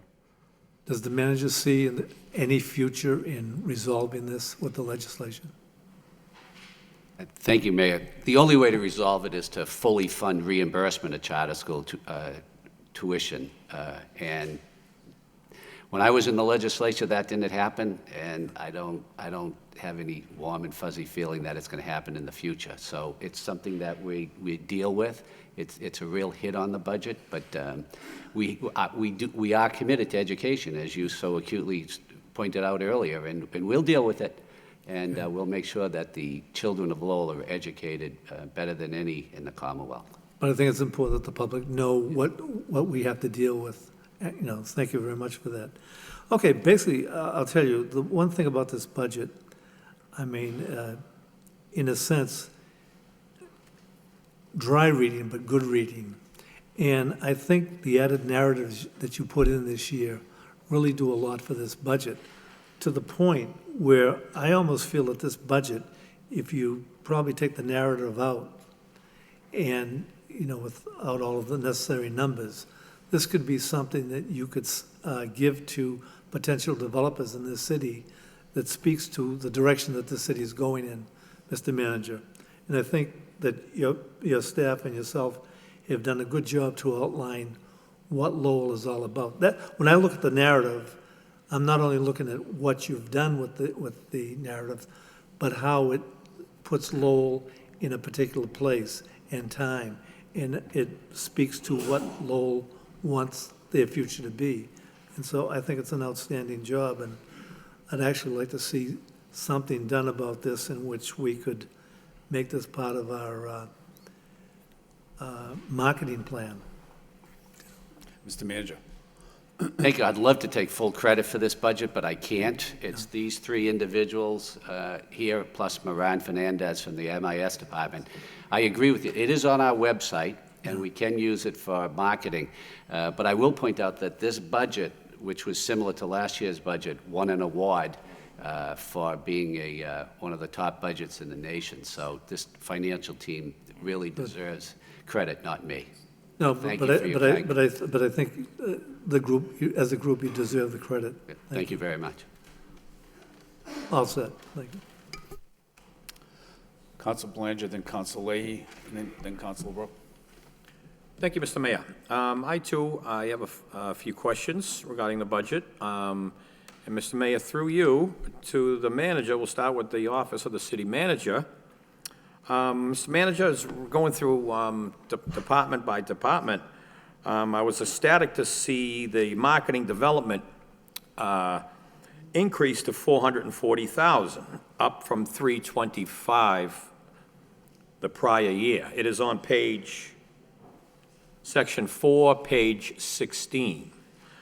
But the vote we took earlier, rescinding the Lowell Auditorium, went to your office. So, I mean, I understand the tie-in, but can you explain your logic why you put it there? Because I was sort of excited to see that number go up dramatically, but it's not really an actuality. So what was your logic putting it there? Mr. Manager. That's an excellent question. What we did is we took the Lowell Memorial Auditorium subsidy and put it in our budget because, as we said earlier, we want to be able to have a little more negotiation control with the Lowell Memorial Auditorium relative to their deficit. And by being in our budget, we'll be able to monitor the Memorial Auditorium more closely and also negotiate with them relative to their deficit and how we're going to fund it. Okay, I like that maneuver, absolutely. You're basically looking out for the taxpayers on that one. If the auditorium's looking for additional funding, we won't be absolutely on the hook. It'll have to come in front of this council for a vote. Do I stand correct on that? Absolutely correct. Okay, that's great. Great protection maneuver, Mr. Manager, to you and your financial team there. But on a line item, business marketing and development, which concludes the Convention and Visitors Bureau to the tune of $25,000. That went from $200,000 down to $175,000 for FY17. Mr. Mayor, through you, to speak to your question, Councilor, the reduction in the marketing budget is directly correlated to the initiative to make the special events office part of the manager's office proper, as opposed to a hybrid model with the cultural organization of Lowell. So we've reduced some of the expenses, we've reduced some of the prior appropriation to COOL, and it's all part of that net effect. Okay, I see what you're doing with that sort of reorganization going on there, but, you know, I have a concern with marketing. This is something I bring up just about every budget time, you know. I really don't think, when you begin an image campaign for a city like we're doing, and we got a great collaboration between the city, the Lowell Plan, and the university, where the university is basically doing everything in-house, and we don't have to pay for a marketing firm, and that's great. But in the grand scheme of things, you know, I think we need to, if we can, I think we need to improve on this department, doing a little more than we're doing, so to speak. Because again, an image campaign is very difficult. To market a city, it's tough to gauge. We don't know. Unless we literally survey people on the streets, it's tough to gauge. But one thing is for sure, that, you know, I mean, UMass Lowell spends, I believe, a little over $1 million on advertising itself. So I think, you know, I just think down the road, or as free cash can become available, if we can ramp up this department, I think we need to market a city a little better than we're doing, in all honesty. I know it's not easy. You are told repeatedly to hold the line, but this is something where I think we're only hurting ourselves. So this is one concern of mine I have, that I would like to, I guess, see improvement in the near future. This council does not have the authority to make any additions. We can only make subtractions. But I can also convey my opinion to Mr. Manager, you and your team, that, geez, I'd like to see some improvement in this department, if at all possible. So that's one concern. Number two is with the parking enterprise. Now, of approximate $6.5 million budget, what's surprising to me is we're looking at over an $800,000 deficit for FY17. Now, this council, about a year and a half ago, worked very diligently to enforce the parking for the sake of retail businesses in the downtown, to enforce nights and weekends, and that's been an increase. So I want to know, how is this happening? I know we've got a loan order, we've got repairs going on at the same time, but what is going on here? And we also have indirect fixed costs at 1.2 million, and I think last year's was about half of that. So is that our contribution to the general fund, I guess, Mr. Mayor, through you to Connor Baldwin? Is that? Mr. Baldwin? Thank you. Exactly, Counselor. The two major increases in the parking enterprise are, one, the debt service for the garage repairs at the two garages downtown, and the other, the increase in indirect costs. However, the operating, so just to be clear for the public, the fund will not be in a deficit. It would be a current year operational deficit. So there is a significant fund balance to support that deficit this year. However, the way it shows in the budget is based on very conservative revenue estimates and on the assumption that every penny that's appropriated to the department is spent. Now, typically in each year, each department has a significant amount of turnbacks, and specifically with the parking enterprise, we have historically seen performance in excess of what we budget. However, we don't want to be too increase the revenue estimates by too much. So we remain conservative with our revenue estimates for on-street parking as well as garage parking. Okay, all right, okay, I understand that, all right, and I'll accept that, but just when I see red ink on that obviously it raises a concern. And again, with we always we're going to be bonding out for a new garage in the Hamilton Canal very, very shortly. So, I would like to hear, I see Parking Director Nick Navins here, I would like to see what his vision is to erase this deficit, and if we're being conservative, that's fine too, but I'd like to hear from him, see what his thoughts are. Thank you, Mr. Mayor. Thank you. I think that there are some opportunities that we can take advantage of to close the operating deficit for FY17. I think that there are, we can go after some one-time money through collection techniques for some outstanding parking tickets that have been issued for the past 5 years. Within the past 5 years, there's about $1 million worth of outstanding revenue that, we could capture. And then also I think that, we need to, one possibility is to take stock of the rates and the maturity of the parking rates. The last time they were raised were about a decade ago. We've done, excuse me, we've done some analysis based on comparable communities throughout the Commonwealth and their parking infrastructure. And the city of Lowell remains the lowest with their parking fees for daily rates and monthly pass cards. So there's certainly an opportunity to present a modest rate increase that would still allow us to remain some of the lowest throughout the Commonwealth, but allow us to close this delta between our expenses and revenue. Okay, all right, thank you, Mr. Nabin. I understand that's some good, $1 million in outstanding revenues. That's always good to fall back on. But these fees are also tied into the registry, so I think inevitably we'll get them for the most part. So, and there is room. I understand our rates are very low, and there's an ability there for an increase for sure. But this brings back to my marketing now. If we're putting 1.2 million into the general fund from the parking enterprise, I and others believe that marketing money, this is a good source for where marketing money should come from to market the city. We could easily, I don't know about easily, Connie, you know better than I, if we could come up with another 100 or so for marketing purposes, and it's basically user paid for, just like the water and sewer, garages, and whatnot. So I think that this, rather than have it come from the taxpayers, I think the parking enterprise fund is a good resource to use as marketing for the city, really. That's, the Lowell Folk Festival takes in tens of thousands of dollars on that weekend, and several other festivals that we have. And the rates go up on those weekends. It's premium parking, and that's business is business. So I just think that's, for future, I just want to express my opinion. Thank you to Nick Navin on his hard work, but that is my take on where I stand on the advertising, and where I believe is a good source for it to come from rather than the taxpayers. So thank you, but I also, to follow up, I have one more issue here, but thank you to Mr. Navin. Mr. Manager, the DPW on the Parks Department.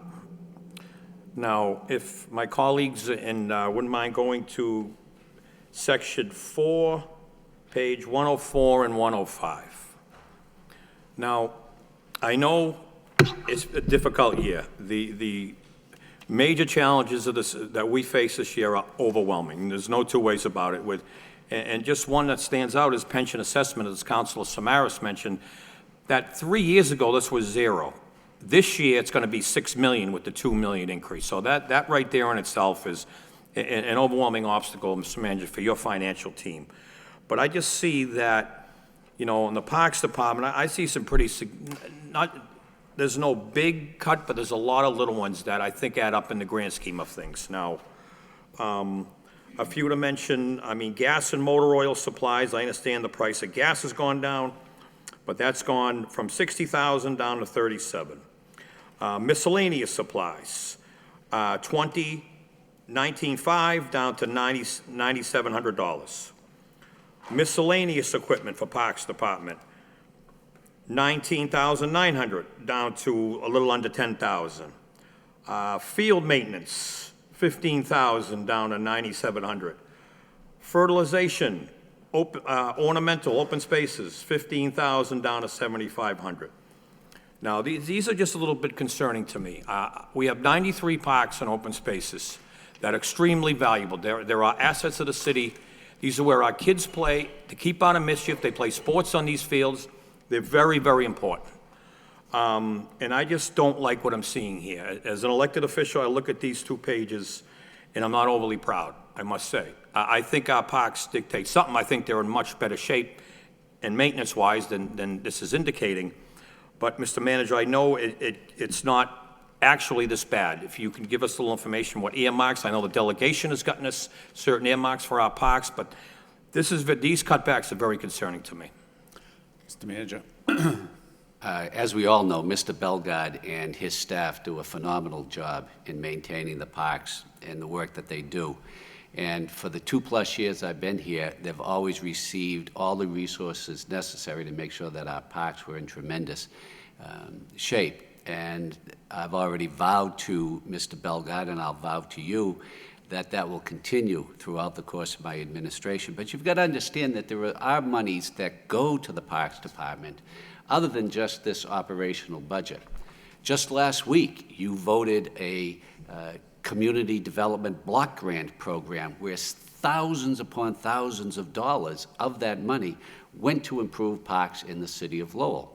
Also, I've been consistently lobbying the State House delegation relative to earmarks, and the delegation has consistently delivered earmarks to the parks in the city of Lowell throughout the past 2 years and continuing down in the future. So we are committed to making sure that the resources are available for the parks, and they will be available for the parks, but they can come in all different modes. We come in park grants from the Commonwealth of Massachusetts, but the parks have received significant amount of money through CDBG operating and earmarks, and they will continue to do that in the future. And I'm confident that our parks will remain in great shape. Thank you. Thank you, Mr. Manager. I'm not questioning your commitment, but these, as I took a hard look at this, I was at Shed Park a little over a week and a half ago, and there was sort of a situation there where the fields were not up to par, where I feel and others feel they should have been. We're past it now. Improvements have been made, but I just don't like to see that, and I think my colleagues agree that, if it's going to be, with things the way they are, that, then we need to think outside the box. What other cities and towns are doing for, we've talked about corporate sponsorships. What is wrong with sponsoring a field or a court? I think we need to look at that and keep this money within the park system so they don't get neglected. We are the benefactor of a lot of great parents and kids in this city. We were just the whole council was just at Gage Park and saw that beautiful facility that was donated by the Friends of Gage Park to the tune of almost $50,000 they privately raised and put into this. It's absolutely beautiful. With a little playground. I know it's going on everywhere. It's going on at Shed Park. Parents, Tyler Park, Callery, and literally every corner of the city, parents are willing to contribute. But, it's up to us. It's our responsibility as much as we do appreciate it. So I think the next regularly scheduled meeting, I will come in with a motion to really take a hard look on corporate sponsorships for parks to help increase some revenue here that needs to stay into these parks as well. So I will certainly do that. But in closing, Mr. Manager, I think it's an outstanding budget during difficult times with a modest 1.5% tax increase. You know, we've had to fend off a lot of variables here with the pension assessments, again, 3 years ago, $6 million in FY17. Lowell Public Schools, an additional $1 million. $2 million in charter schools, which Council Samaras brought up. That is continuing to be a problem. I mean, I do support charter schools, but wow, I didn't know we were going to be on the hook for this much as time goes on. The Greater Lowell Technical High School has construction going on. We had to make a contribution there. And don't forget snow and ice from the winter of 15, an extra $500,000 that we have to pay to that as well. So with that being said, Mr. Manager, I think your team did an outstanding job in difficult times. I just wanted to voice the few concerns I had with marketing and our parks concerning, but in the major pillars, public safety, education, and economic development, we are making tremendous strides in difficult times, tremendous strides. And I've heard compliments all throughout the Commonwealth. But at the same time, we can never stop improving, and I just wanted to bring my feelings to light. So congratulations to you and your team, Mr. Manager. It's an outstanding, responsible budget. And to the taxpayers out there, there is absolutely no lavish spending in this budget whatsoever. There's nowhere to go. So I don't see the need to go through department by department, line by line. I don't think that's necessary with this budget. So thank you very much, Mr. Manager. Congratulations again, and I intend on supporting Councilor Milanazzo's motion. Thank you very much. Thank you, Councilor Leahy. Thank you. Through you to the manager. So part of my concern, which I spoke to you earlier about, was the cuts in all the supplies and the general maintenance, gas, tires, things like that. So you had mentioned, could you just elaborate on maybe we're going to try to do some purchasing, combined purchasing, and maybe that accounts for some of the cuts? Yes, thank you, Mayor. Go ahead. Thank you. Yeah, exactly. Mike Vaughn, we have a great purchasing agent. What we're looking to do is to make sure that we have efficiencies in everything. And one of the things we can do in our purchasing is to collaborate with all the departments to make sure that they're all buying their supplies from one vendor and getting the lowest price possible. And Mr. Vaughn is just coming in. Could you just briefly explain how you're going to look forward to saving some money as we move forward? Thank you. What we're doing right now is we're trying to get contracts by commodities in place for the year. So we can go out and get, like, for instance, if Parks is using a particular style of tires over and over again, we're going to do the analysis of what they've been using the last few years and go out for the beginning of the year for that term of contract, so we can get the price the best we can from our local vendors. What we're doing now is using state contracts, but they're generic. We're not saying what we're specifically going to buy, and you get a better price when you go out for multiple of the same item as opposed to just one-offs. And that pattern's going to be throughout. All right, and that works with the fire trucks, police cars, utility trucks, Well, it and all works that, best right? for vehicles that are multiple. So Right, it really so works fire well for the. department, we'd buy all the same tires for the Correct. trucks and Correct. police cars. Okay. Does that work also for gas when we're, like, I see the gas cuts and stuff, but how do we purchase our gasoline? Right now, we're on a collaborative. The city of Andover does the lead buy for the 20 communities that are on that collaborative. It was Dennis K. Burke this current fiscal year, and next year it's global. So it's a margin over the Boston barge price for both diesel and gas. Yeah. Okay. All right, thank you. And then if I could ask you on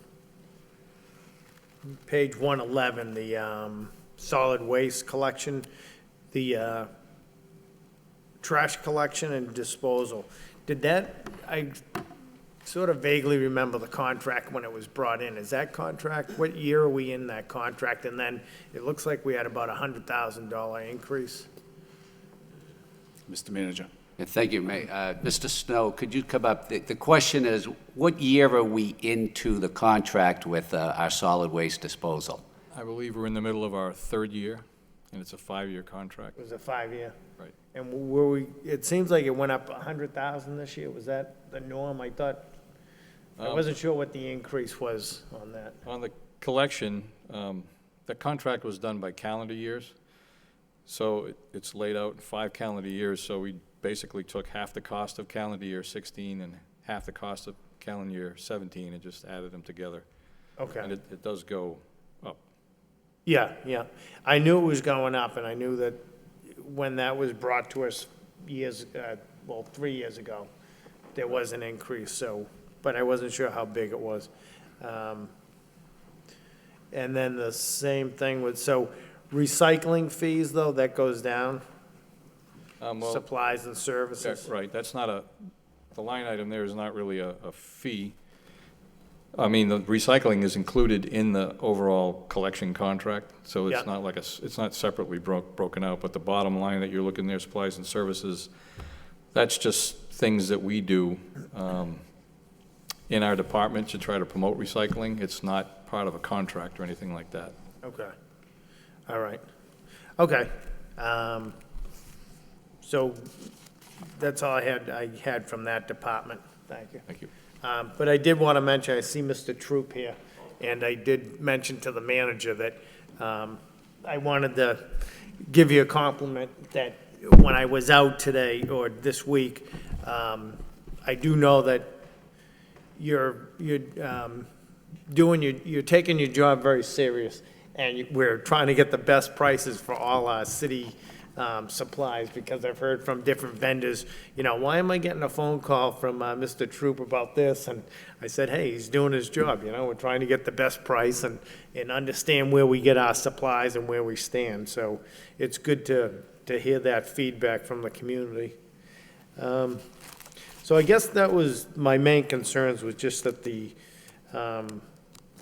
supplies and as Councilor Belanger mentioned, that the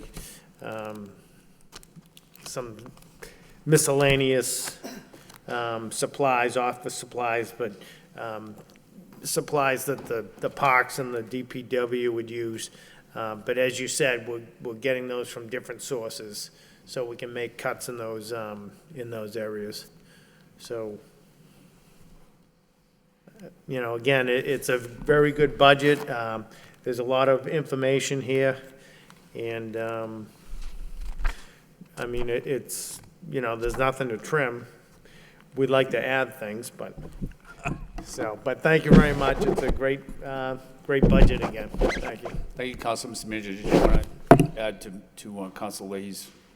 Yes, thank you, Mr. Mayor. I just want to add one thing. You talked about Mr. Troop and his monitoring expenses. Well, this council, you should credit yourself for that, because you created that position in the last budget. The DPW never had a finance person. They were great at plowing streets and maintaining parks, but we never had somebody to oversee the finances as closely as that. So the credit goes to this council for creating that position and making sure that the efficiencies are ongoing in DPW.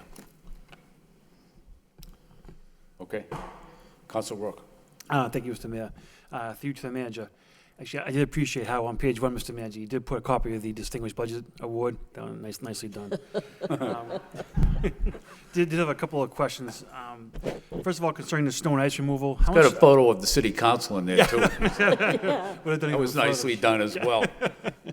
I'm sorry, go ahead. Yeah, with regards to the snow and ice removal, what was budgeted just for the upcoming calendar or fiscal year?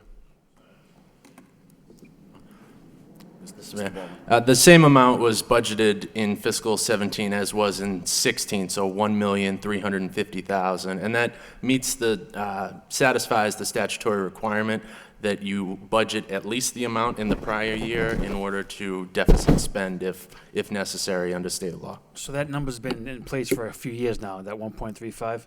That's right. In this past year, it was call it a very mild winter this past year, and we still went over that 1.35. We did in that budget. However, there will be some appropriations elsewhere. However, we're coming to realize that it is barely sufficient for a mild winter.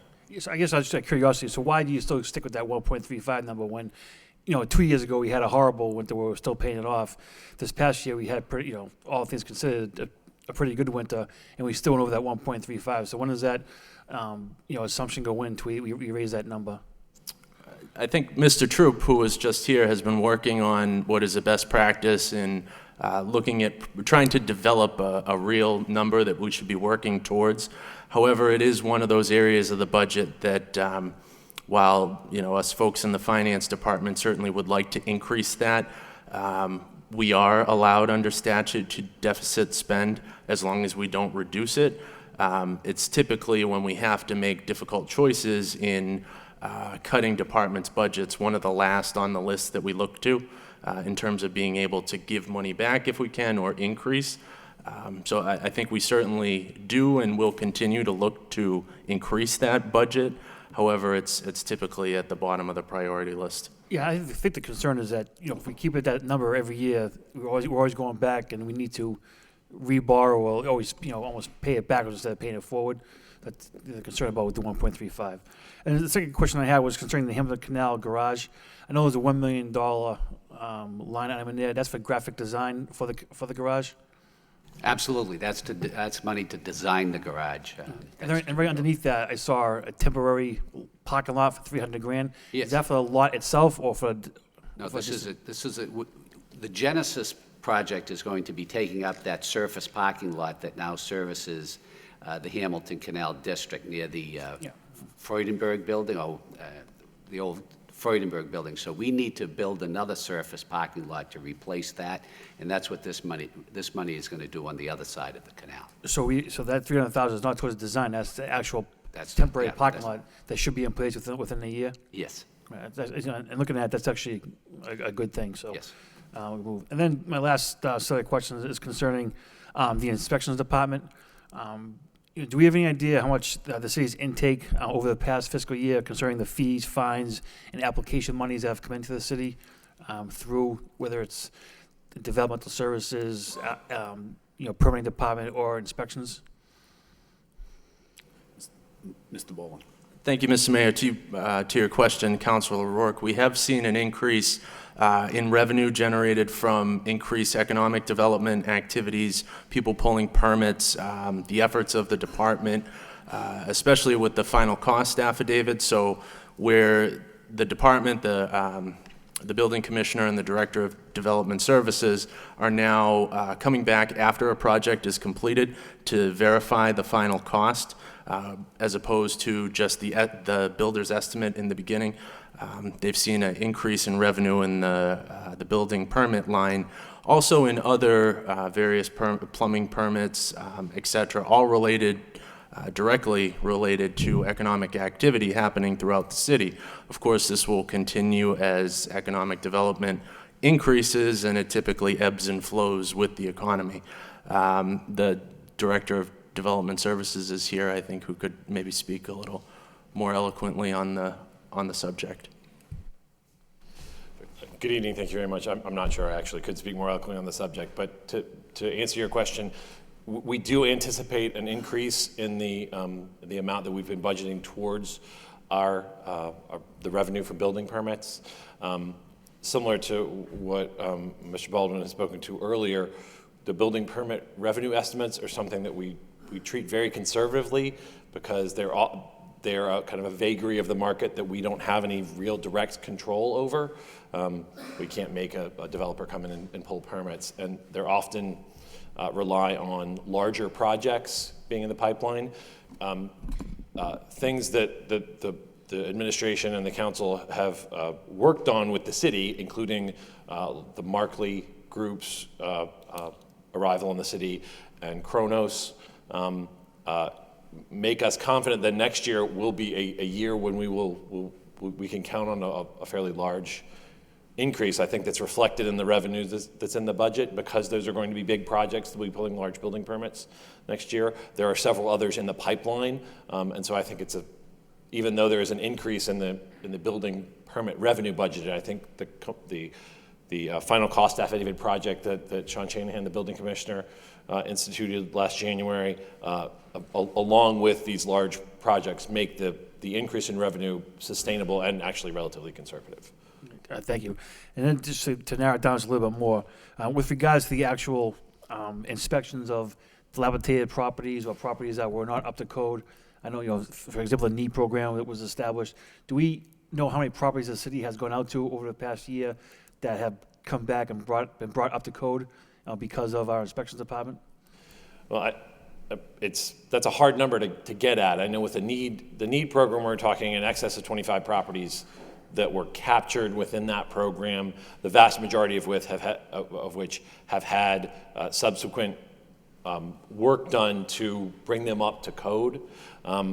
However, there are a significant amount of properties that have not as dramatic, but still significant code issues that are brought up to code all the time. Every time one of our health inspectors goes out on a call and issues a violation, it's because there's a code problem on the property, and those properties are routinely either brought up to code or taken into the housing court process to force the landlords to bring them up to code. So while the NEED program grant is the 25, basically, the landlords that were creating some of the largest problems, we have literally dozens upon dozens upon dozens of properties that are lesser code problems, but are all brought up to code through the efforts of both the building inspectors and the health inspectors over the course of the year. Maybe the next question is for a motion down the line, but with regards to fines that have been levied against, property owners that don't keep their properties up to par, do we know what the city's revenue intake on that end is, as far as going out to the property more than once, a warning is issued, then an actual fine is issued? Any idea, basically, how much comes in on that end? I don't have the specific numbers for all of the code violations that we do. I do know that working with the CFO to institute the provisions of Chapter 148A, which is a legislative act that allows municipalities to use state-generated tickets for building code violations, and then capture those the violation, the fine money into specific accounts for use for building inspector training. Over the past, I think we instituted that account, I want to say in late 2015, I believe, or somewhere in late 2015 or early 2016 calendar year. We've already brought in over $25,000 in fines in that account alone. That doesn't include any of the fines that we are bringing in for violations of the vacate foreclosed ordinance, which we bring in a significant number of fines every year, plus all the sanitary code violations and zoning code violations that are regularly brought in. Those numbers I don't have with me right now, but it's certainly something that we could work with the finance team to put together. That's something you could gather for the council? Absolutely.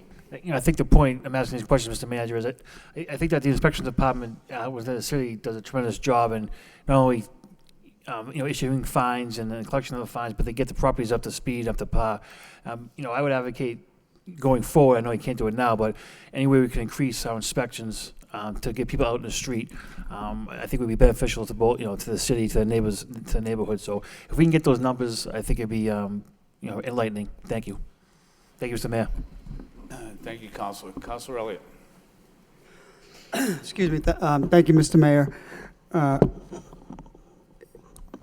So I have a few questions. Mr. Manager, I can't find it in here, and I'm sure it's in here because there's just about everything else in this budget.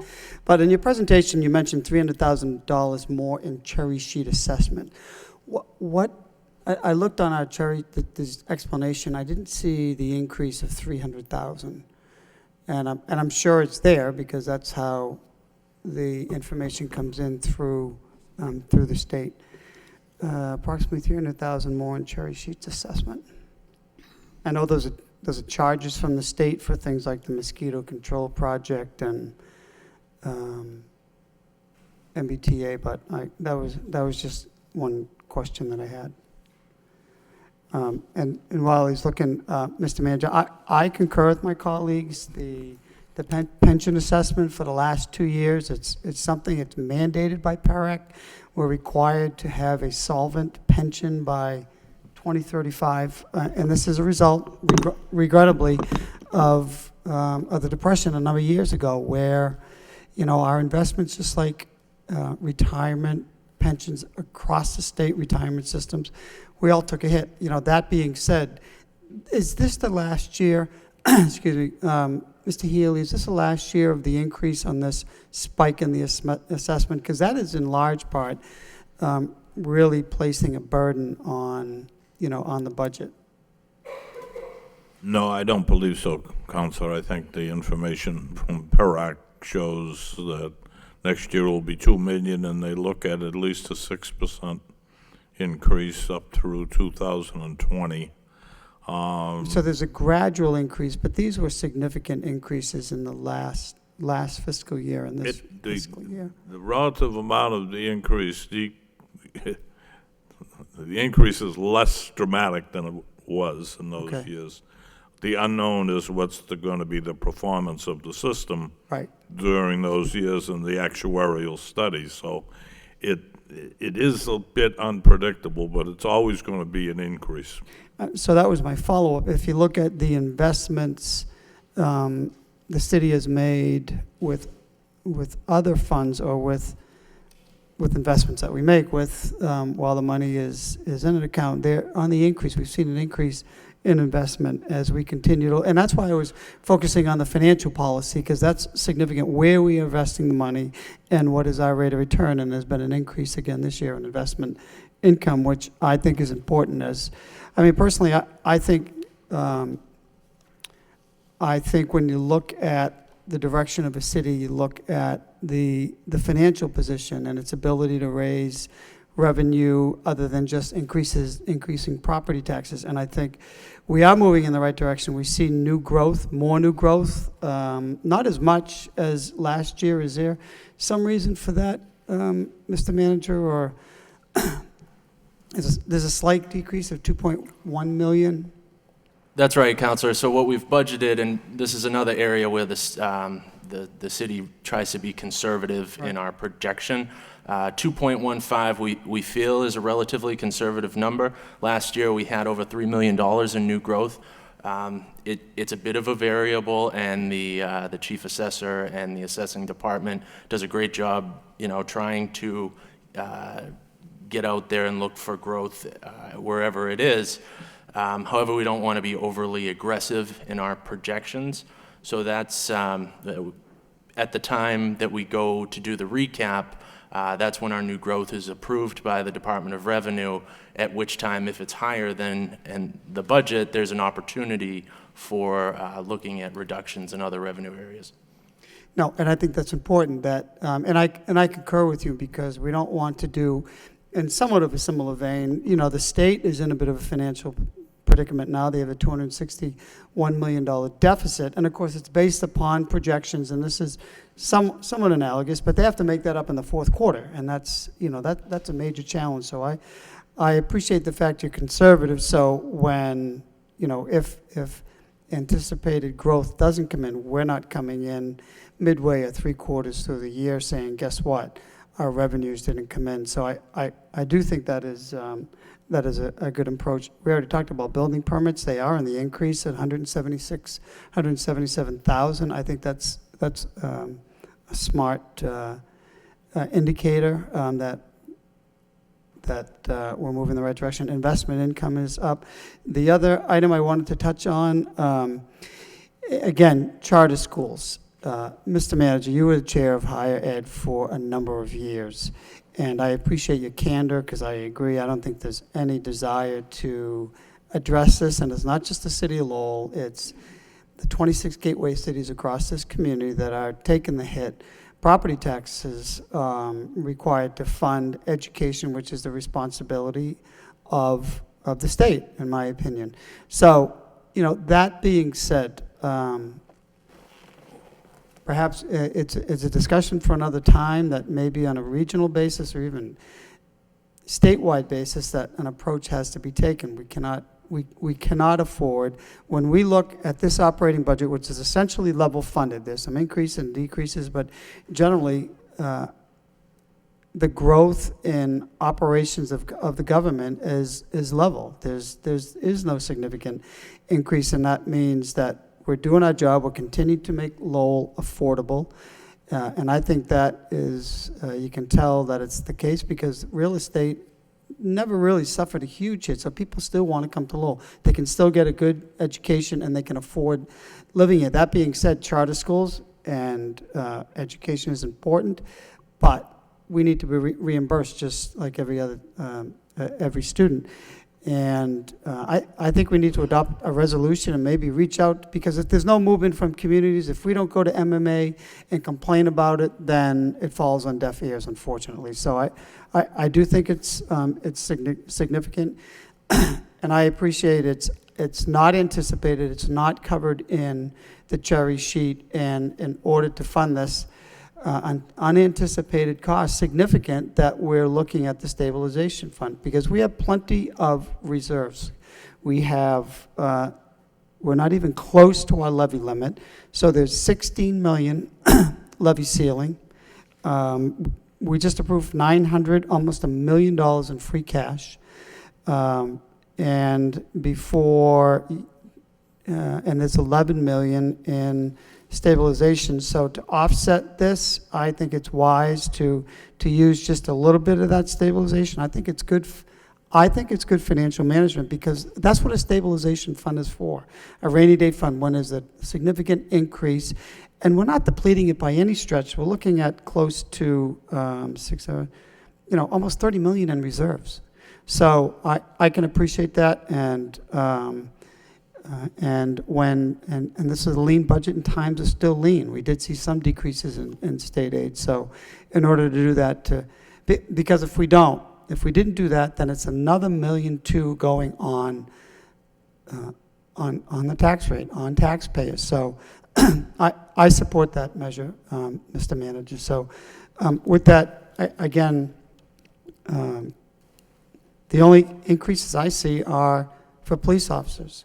And I think that's important. I think code inspection continues to do the job. There was an increase of 1,200 more inspections. We do see crime reducing in many areas.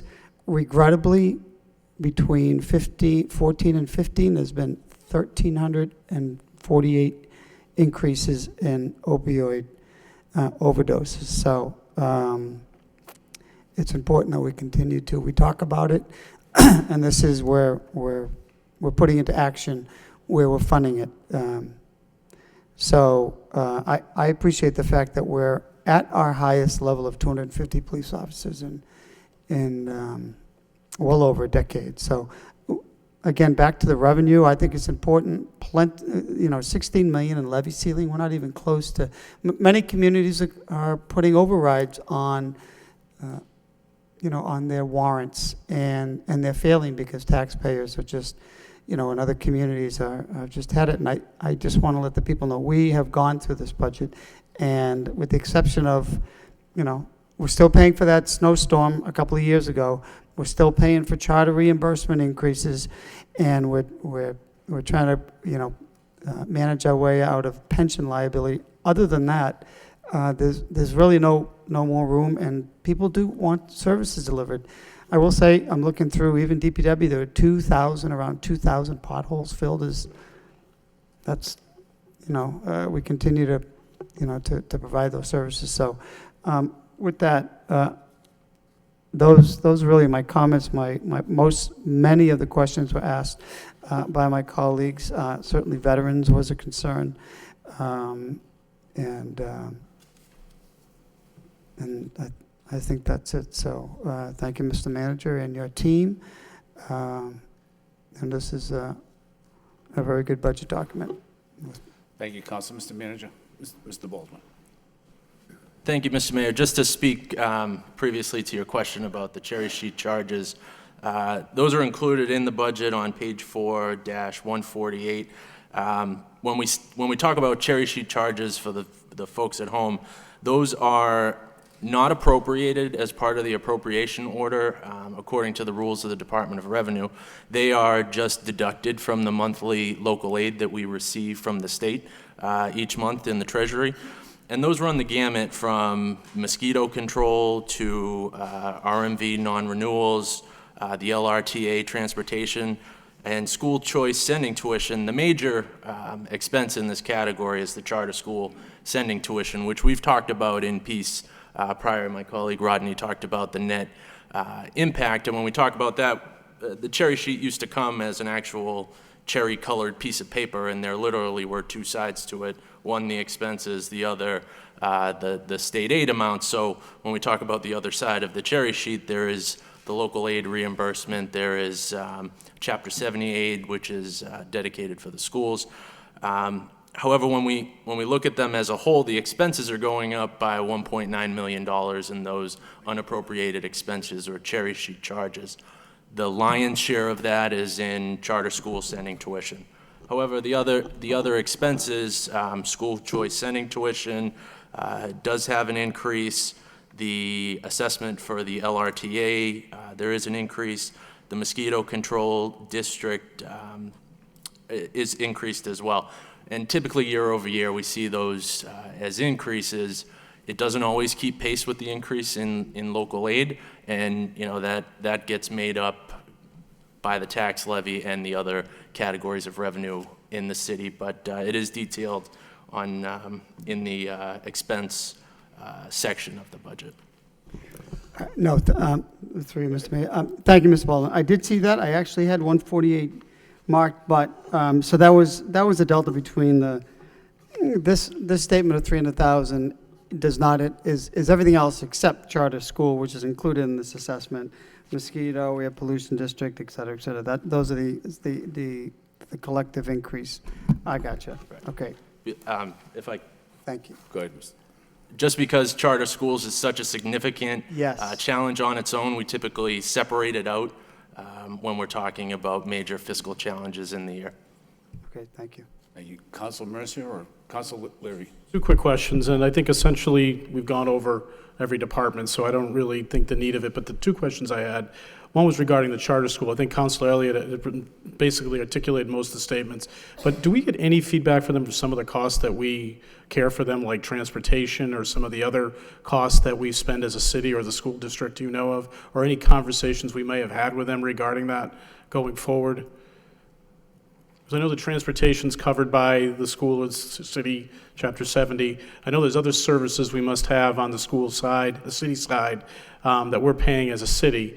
I don't know if there's a dialogue going with them, because there's a reimbursement, as the reimbursements are going down and the costs keep going up, that's going to become a major problem. And other than, requesting the legislature to take action, maybe there's something proactive we can do internally on some of the costs, transportation being one. There's probably others I'm not thinking of right now. To open, like you're getting a significant sum of money to educate Lowell Public School students, is there a contribution you could make to the overall cost?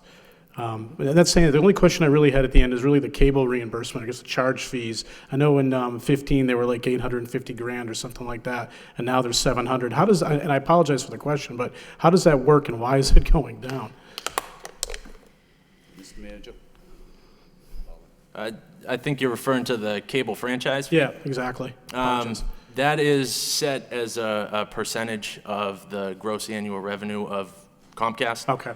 And as a product of a renegotiation with the contract, that number was included. How long is the contract right now? What is the contract?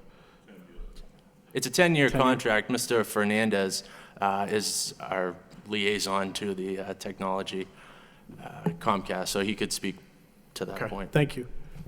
Yes, Counselor. I guess the question is why, I guess during our negotiations, are we getting less, is it less users? Is that essentially what we're dealing with? Or are we just getting less financial chargeback because of our contract? The number of users does significantly play into it. Everyone's heard of folks cutting the cord or cord cutting. It's become a popular term over the past few years. As there are fewer subscribers, then certainly the percentage that comes back to the city does become less. Basically a fee, a per user charge or per, okay, good. That was my question. So I guess we can touch base later on how many people are using it. And I guess the contribution to the Lowell the LTC, what is that actual contribution right now? Has that gone up? Has that gone down? It's 2% of the gross revenue. Okay. The total that is allowed under a cable franchise agreement in Mass law, at least, is 5%. Right now, 2% of it goes to LTC, and there's a $125,000 contract with LTC for the provision of the government services that, such as you see this evening, that is expiring on June 30th and up for discussion. So I guess that's the last question I have is, what is the status of our contract negotiations right now? The contract ends at the end of June, and I'm meeting with Ms. Bloom tomorrow. Okay, good to timing. negotiate it.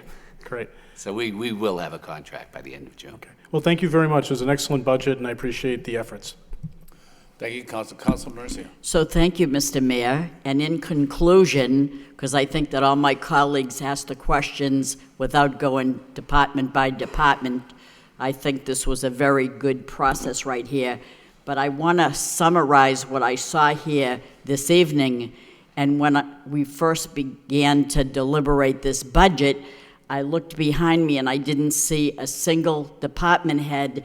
And I believe, in my opinion, that the mark of a genius is strategy. So I saw new strategy this evening, and I said, there's not a department head person here. And when each of my colleagues would ask the question pertaining to the department head, the department, out comes the person. So instead of just sitting here twiddling their thumbs and looking like, oh my God, am I going to get up there?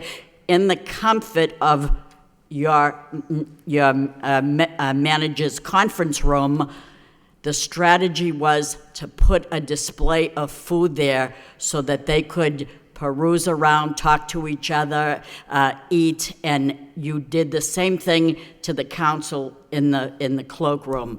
I am very impressed with your strategy. So I know that my colleague wants to say move approval, and I will second that motion.